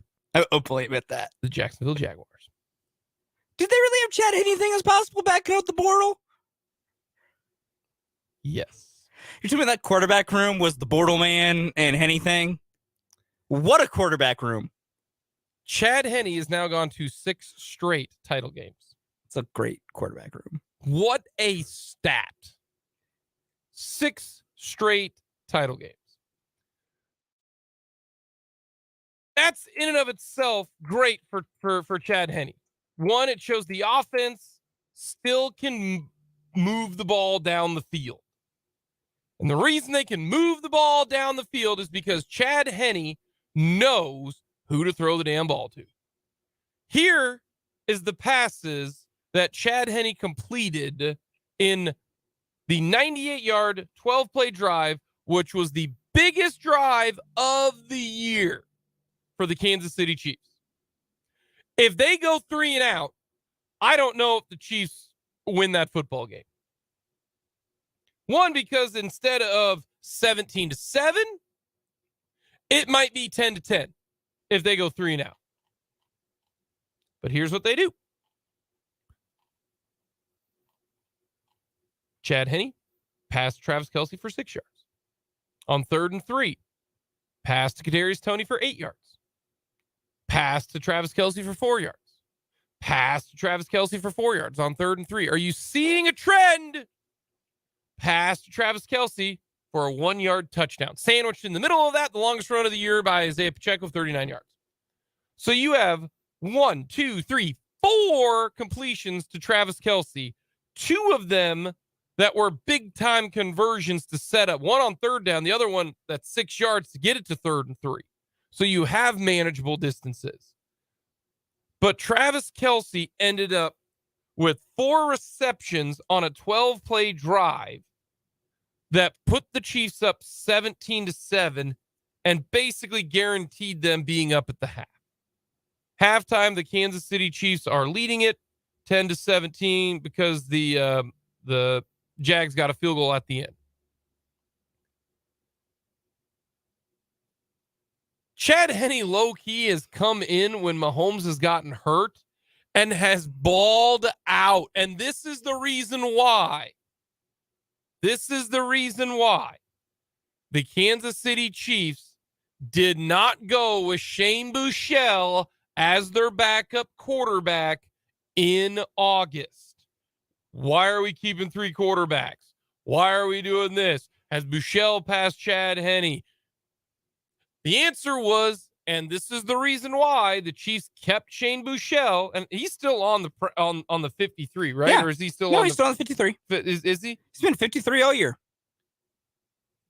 This is the reason why that they didn't want to get rid of Chad Henne, because they still trust Old Man River when it is needed. Threw an accurate ball and did exactly what he needed, just like in the game against the Browns. He goes Superman, gets to 4th and 1, and then completes the pass to Tyreek Hill for the first down. Shane Buechele, I don't think, does that. I don't think Shane Buechele goes 98 and a tutty. Now, do I think the hope is that maybe next year? No, I think the idea is this is Chad's last ride. Chad is 37 years old. I think he's made like $50 million in his career. He was a 2nd-round pick, so that first contract wasn't small. He was a starter there as well for a bit. Okay, let's play Chad Henne career earnings. What do you think? Oh, I'm gonna guess. 30. Hold on. All right. He's played in 15 seasons, 4 for the Dolphins. The fact that you don't remember him playing for the Jags as well because he spent 6 years there. I know. I pulled up his career stats. Yeah. I don't have his career earnings in front of me. I have his career stats in front of me. He played so much for Jacksonville, I don't know why that's not in my head. Yeah. It's just not. And then has played 5 years. He's been the backup to Mahomes for 5 straight years. Yeah.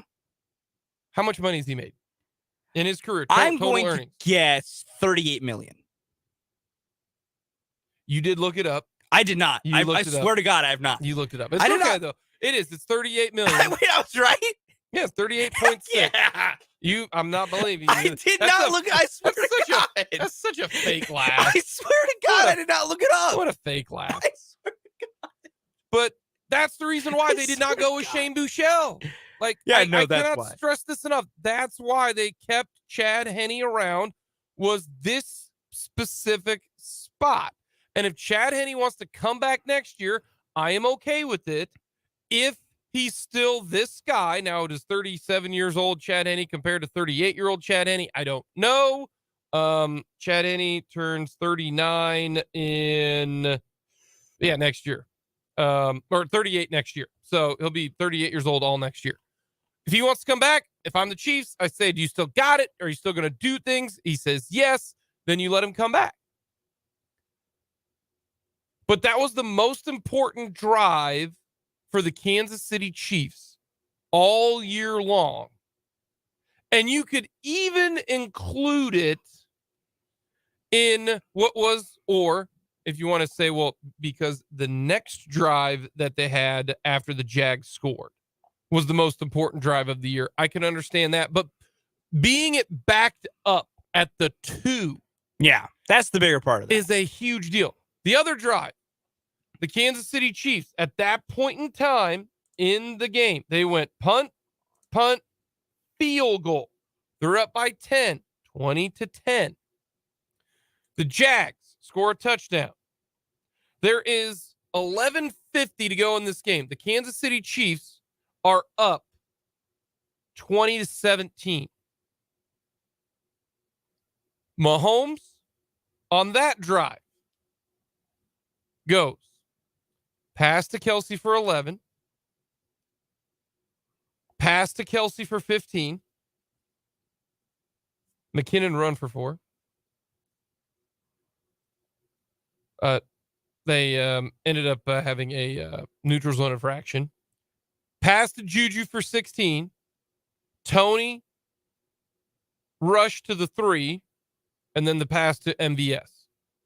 You had 3 more passes to Travis Kelce in that drive. Those are the 2 biggest drives of the season for the Chiefs. Because once they got up 27-17, you thought to yourself, okay, just find a way to get a stop. Well, they got the fumble, then they had to punt, then they got the interception, and then the game was over for this one. So those are the 2 biggest touchdown drives. When you're up 20-17 and you're up 10-7.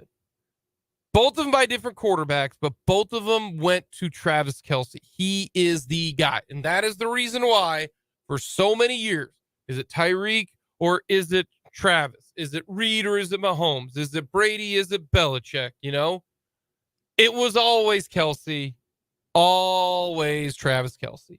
When Bill Belichick said, we've got to find a way to stop Travis Kelce, that should have been your answer. It was always Travis Kelce. Those are the 2 biggest drives of the year. And that's why I look at it depending upon time and setting. I mean, the Chiefs are up 20-17. Chiefs don't get a touchdown there. It's a little dicey. Little dicey.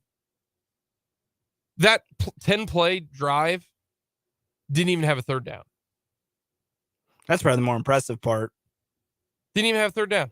1st and 10, 2nd and 10, 1st and 10, 2nd and 10, 1st and 10, 2nd and 6, 2nd and 1 because of the penalty. 1st and 10, 2nd and 3, 1st and goal, 2nd and goal. They did not have a third down in that drive that pretty much sealed it, that gave the defense the chance. It's a one-legged man leaving that drive. But and that's what's crazy about it is you got a one-legged guy on the most important drive of the game at that point because it was at the end of the game. But you're up 10-7. Your entire fan base is shook. I mean, I'm getting text messages going, "How you doing? How you doing?" Now I don't know if it was. I need to send my sister-in-law Will or Mal a text. Be like, "Were you trolling me? Were you actually caring about my well-being? Were you wondering about my actual emotional state? Yeah, my mentals." I don't know that yet. Because she does kind of like to poke fun of me. Mentals, chicken. Yeah. Shout out Marshall Lynch. But 98 yards with a backup quarterback. To me, that's the more impressive one. As impressive as the drive was for Pat on one leg to go get the touchdown and kind of ice the game. Chad Henne had thrown 2 pass attempts all year. 2.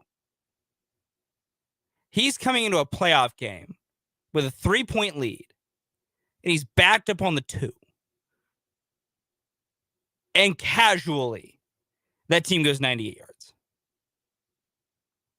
Like, I can't even and I know there was so much of that drive was helped by Isaiah Pacheco and some of the great runs he had in that drive. But there were more than a few conversions that were Chad having to make a play. Mm-hmm. And he was helped out by guys like Travis Kelce just willing the team on several times to keep the drive alive. But for a guy who has thrown 2 passes all year to come off the bench colder than can be, backed up in his own end zone, and calmly helps lead that team 98 yards is just absurd. 98. It's absurd. Gives his first playoff touchdown pass of his career, too. Good for Chad. He deserved one of those. His what? His first playoff touchdown pass. Yeah. It was his first playoff touchdown pass. That's a big drive. That's huge. Drive. That changes everything. Chad Henne. Ring of Honor member. Yes, 100%. Put him in the ring. We got this. Football Zebras has confirmed John Hussey and Ron Torbert are the referees for the championship games. Ron Torbert is going to be the official for the AFC game. If you remember, he was the fill-in ref for the Chiefs at Bengals in 2021 in Cincy. Y'all remember how that one worked out, didn't you? Great game. The end of that one, fouls galore on the Chiefs. He was the ref for the Ravens-Bengals game in Week 18 and the Bengals versus Rams Super Bowl game. So he's officiated the Bengals a lot. But I remember that fill-in game between the Chiefs and the Bengals. There were some interesting calls. Yes. A lot of interesting. There's some interesting calls.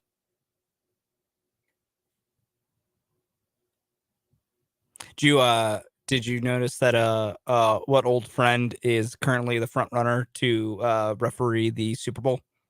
It is not Carl Sheffer. That's what the rumor mill is spitting out. No that way. the chef man might be the referee for the Super Bowl. I'm going to tell you this right now. If Carl Sheffers is the official for the Super Bowl and the Chiefs are in it, I am betting all of my money on Philly or San Francisco. To cover the spread. Fair. Carl Sheffers, when he officiates the Chiefs games, it's something like 2-9 the Chiefs cover the spread. Yeah. Like, it's something absurd. Yeah. Like, shouldn't be a thing. Makes you wonder if something isn't going on. Makes Jake put the tinfoil hat on. Yes. If Carl Sheffers is the official in the Super Bowl and the Chiefs play the 49ers, will the Chiefs be a favorite if they play the Eagles? I don't know. I believe last I have seen, let's look it up on our good old FanDuel Sportsbook app that I have on my mobile device. Let me quick punch it in here. Yeah, the Eagles, I think, would be favored because right now they are the betting favorite at plus 240, the Chiefs at plus 260. So I think the Eagles are going to beat the 49ers, by the way, so that's why I'm saying Eagles. But let's say the Eagles win and the Chiefs play the Eagles. I will bet the Eagles to cover the spread if Carl Sheffers is the official. If the Chiefs are playing the 49ers, I will bet the 49ers to cover the spread, and they will be the underdog. It'll be like Chiefs minus 2.5, and I'm going to bet the 49ers. In fact, if Carl Sheffers is officiating the game with the Chiefs, if the Chiefs make the Super Bowl, it's a big if, by the way, big if. If the Chiefs make the Super Bowl and Carl Sheffers is the official, I will bet money line on the 49ers. I will pick them to win. Too much data beforehand says that.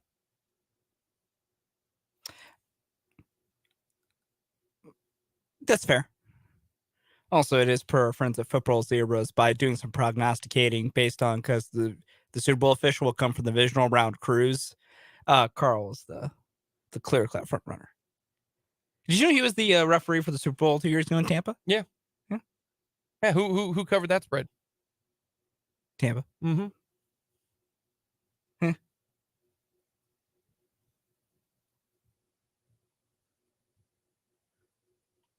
I just find that very funny. I just got extremely sad. I find this all very funny.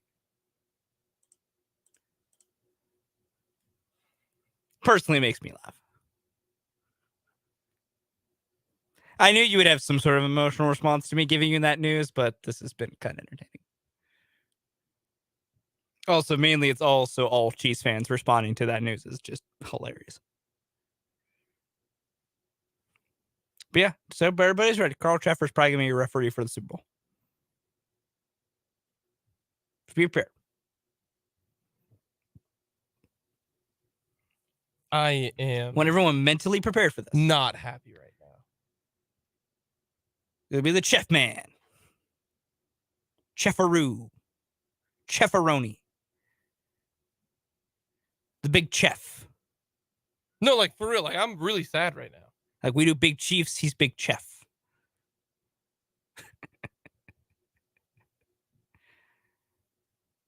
It's all right, man.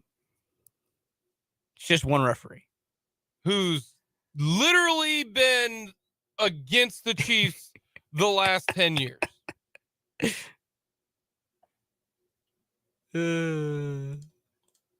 Well, hope everyone can hope that Football Zebras is wrong. They're probably not. They're, kind of the best at this. When it comes to officials, at least. I just did a quick search, Carl Cheffers Chiefs. Yeah. To see if I can find out that stat real quick. Because it's something absurd. Oh, yeah, it is.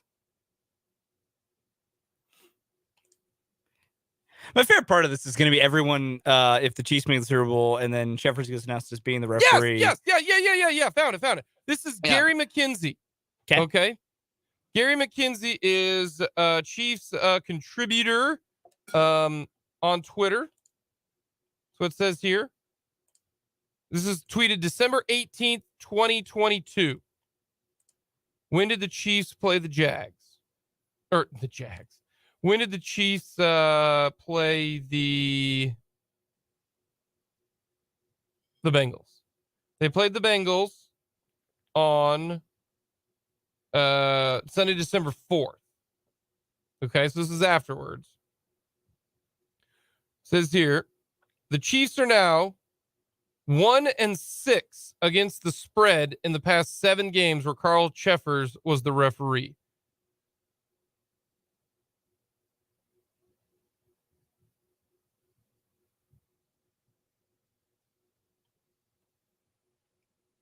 Yeah. Your 2 options based on I got the football outside the Football Zebras piece right here because it's very specifically the way they kind of divvy this up. And kind of the pool that they have to, kind of pull through here and figure it out. If you were a divisional round on-field referee, you won't work the Super Bowl. So that immediately knocks out Clete Blakeman and Sean Hockley. They're out. In theory, you're down to Carl Cheffers and Bill Vinovich as your remaining top contenders. Well, the other problem is I'm learning so much about referee assignments right now. Vinovich's umpire, Brian Neal, worked last year's Super Bowl.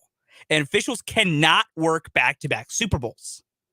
And normally, the on-field referee and the umpire are paired together. Get rid of the umpire. This is great. This is elite content. I never thought people would get so mad about what referees mean in the Super Bowl. But we have gone a good chunk of time here. And based on our comments from the text line and our YouTube comments, people not happy that the Chef Man might be the Super Bowl referee. Looking at the way Football Zebras is breaking this down, I think if there was like odds to put on this, it'd be like minus 8,000 that Carl Cheffers will be your referee for the Super Bowl. So Chiefs fans, get it all out. This is a safe space. Get your tinfoil hats on. Yeah, like Jordan on Twitter, who tweeted out on December 19th, next time Carl Cheffers officiates the Chiefs game, someone remind me to put my life savings on the other team's spread. Thanks. Yeah. It'll be fine. It'll be fine. So are you going, wait a minute. We're switching it up. Go ahead and say it. The Chiefs are due. No, you are not. No, what you're no, saying. No. That is not different? what I'm saying. How is this different? Do not put those words in my mouth. How is this different? Do not put those words in my mouth. You are shook right now because you're telling me no, I'm not it's saying, going to be fine. No. That's not what I'm saying. Do not put this. It's do crap in my mouth. That's not what I'm saying.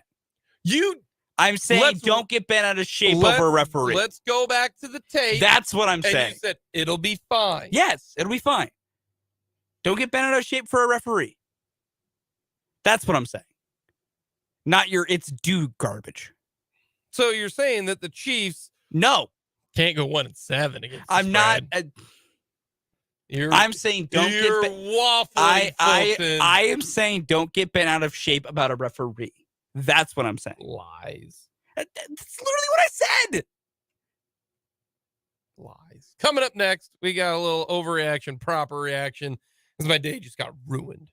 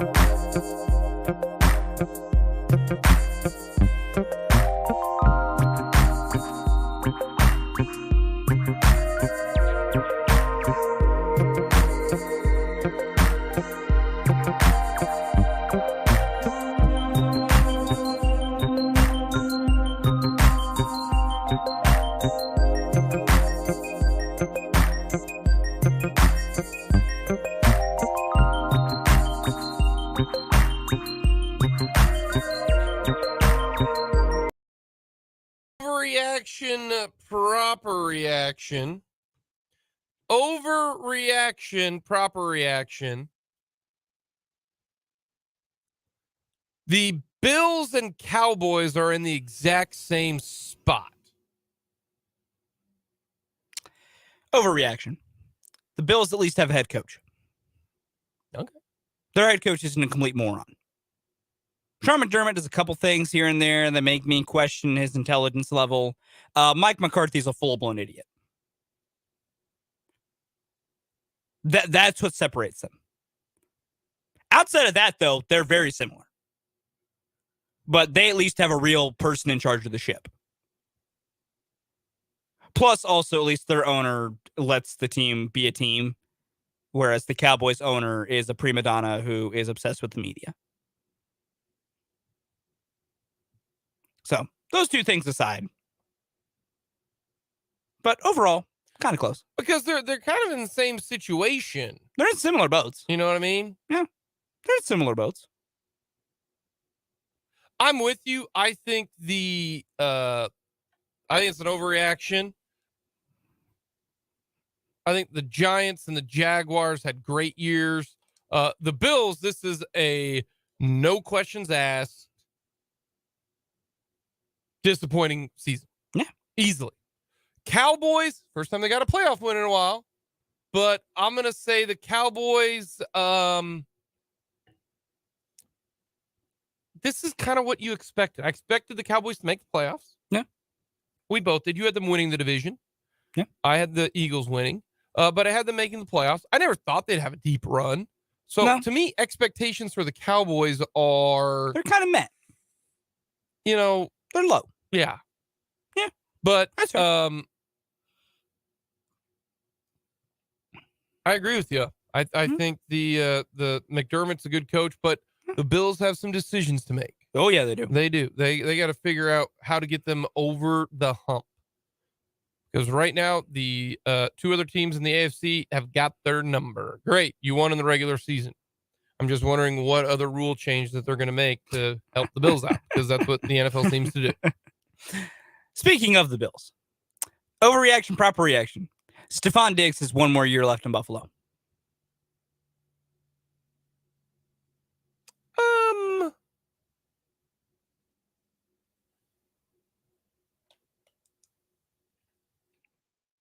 I don't really know. I don't really have a strong. I'm going to say overreaction. And the reason why is he's there for the next 2 years. No question. Mm-hmm. In 23, his cap, they can't cut him. Like they cannot cut him. They can't. I know that. The only way you can do it is if you trade him. Yeah. And nobody's going to want to take on that cap hit because it's $20 million this year, in 2023, and then $26 million in 2024. And then honestly, even after that, you really can't cut him in 25 because it's an $18 million dead cap. So no, that's. I am moving more and more to the belief that depending on some things goes, Stephon Diggs might force his way out after a year. He almost left the stadium before his head coach even spoke, which I get it. Losses are emotional. I understand that. Given other things Stephon Diggs has done and put up with losses, that's kind of an interesting sign. And then when asked about it later, Stephon Diggs just saying, I mean, what do we got to do? The man seems so frustrated with things. Yeah. Now, whether that is just, whether that'll change anything or what have it, I don't know. But he is, you can tell, openly frustrated with how things are going in Buffalo. The Bills will have 10 players account for $150 million to the salary cap next year. Yeah. That does not get you a lot of depth. Nope. Now they can cut some guys to save some money. They're going to need to. Well, the guys that you'd cut would be like, the Mitch Morses. You can save a couple bucks there, 5-6 million. You can always restructure stuff. But yeah,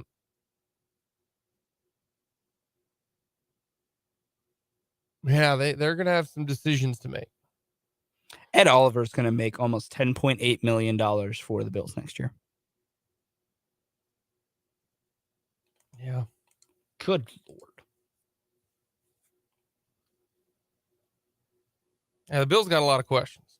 Yeah, they do.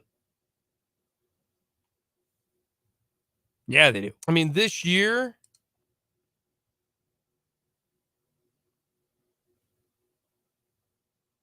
we've already moved on to 2023. So, yeah, they got some questions to have. Yeah, they do. I don't know how they fix it. Because what they did was move their chips to the table for this year. They knew after this it's going to start getting interesting.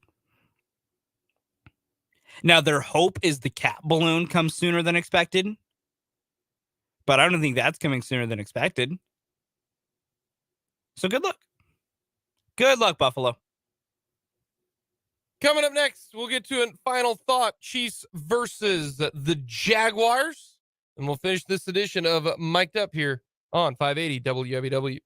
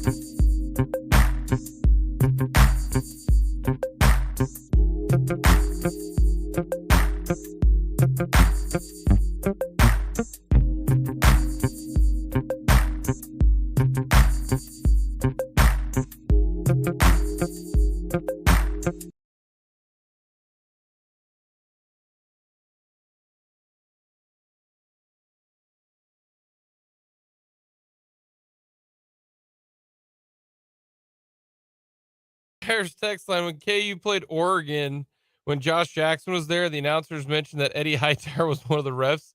A friend of mine said, "That's it, we're going to lose." He got up and left. Hightower called 2 questionable fouls against Jackson in the first 90 seconds. Oh, yeah, I remember that one. I remember that game. I'd like to not be reminded about KU Oregon.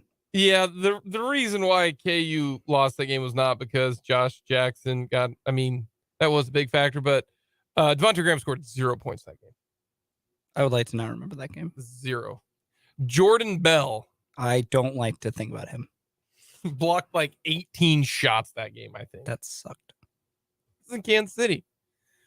The worst part about that was the buzzsaw that KU was on going into that game, and then the buzzsaw just turned off. Overreaction, proper reaction. KU does not want to play in the Elite 8 Sweet 16 in Kansas City. That's an overreaction. They would take it. They'd be fine. They'd be fine. Is it? They'd be fine. You sound a lot like you're okay with Carl Cheffers being the official in the Super Bowl. Yeah, it's fine. It's fine. So you're okay? KU blitzed Purdue in Kansas City. We're fine. What happened after that, I don't like to talk about, but they blitzed Purdue in Kansas City. Yeah, but the whole point is that they've never gotten to the Final Four from Kansas City. Yeah, well, things change. So they're due. No. You're literally just changing vernacular. It's like saying the words however and but. However is just a fancier word for but. No. No, my point is with your little they're due thing is I'm not saying because it hasn't happened yet, it therefore has to happen. Like they are due for this to occur. I'm saying just because it hasn't happened yet does not mean it can't happen. There's a difference. I'm not saying they're due for it to happen because it hasn't happened in so long. I'm just saying the possibility still exists irregardless of what's happened before. So not they're due.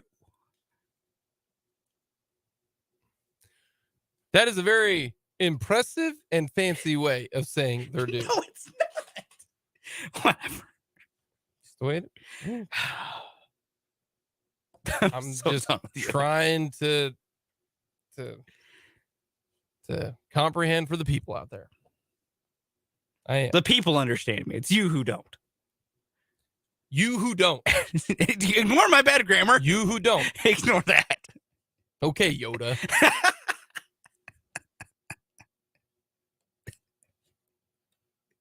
By the way, I had a friend of mine send us in a group text real quick, speaking of Yoda. They said, I'm not going to name this person. They said Yoda and E.T. look really similar. And I said, no, they don't. No, they don't. Not at all. Not even close. Not even close. Not even a little bit. Not even a little bit. No. No. Coming up next, we'll have the mic drop here on Mic'd Up.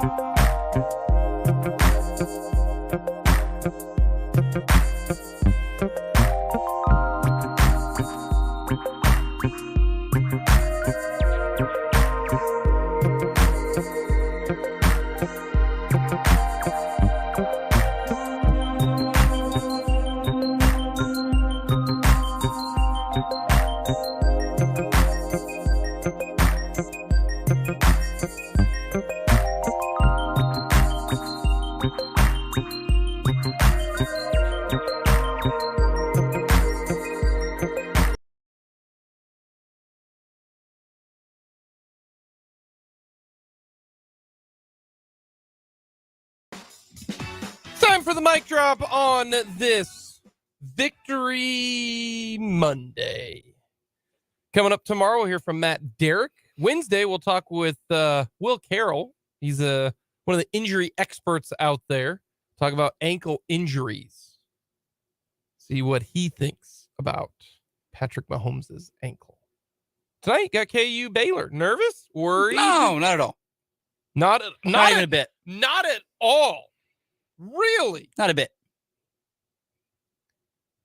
KU favored, or are they a dog? I believe Baylor's a 2-point favorite. They're playing well. They are. Baylor's figured it out a little bit. I want to say Baylor right now, they've won like 4 in a row. Something like that. They're playing well. What do you got for your mic drop? It's very simple. Gray Dick and Dwan Harris are going to break out of their shooting slumps tonight as KU breaks their 2-game losing streak and get a W. And we're going to have a nice little top 10 matchup inside Allen Fieldhouse between KU and K-State in about a week. It's going to be awesome. Hawks. They've won 4 in a row, but the opponent's not great. The bottom tier. West Virginia by 5. Oklahoma State by 18. Texas Tech by 13, Oklahoma by 2. I got KU tonight. Hawks. But you can get some good money on the Hawks money line. Plus 106, man. Even money. Make some cash. If you're fancy to that. Chad Henne, incredible. Game season saving drive. We'll talk to you tomorrow at noon. 580 Sports Talk coming up next. Check us out on the web, 580wibw.com.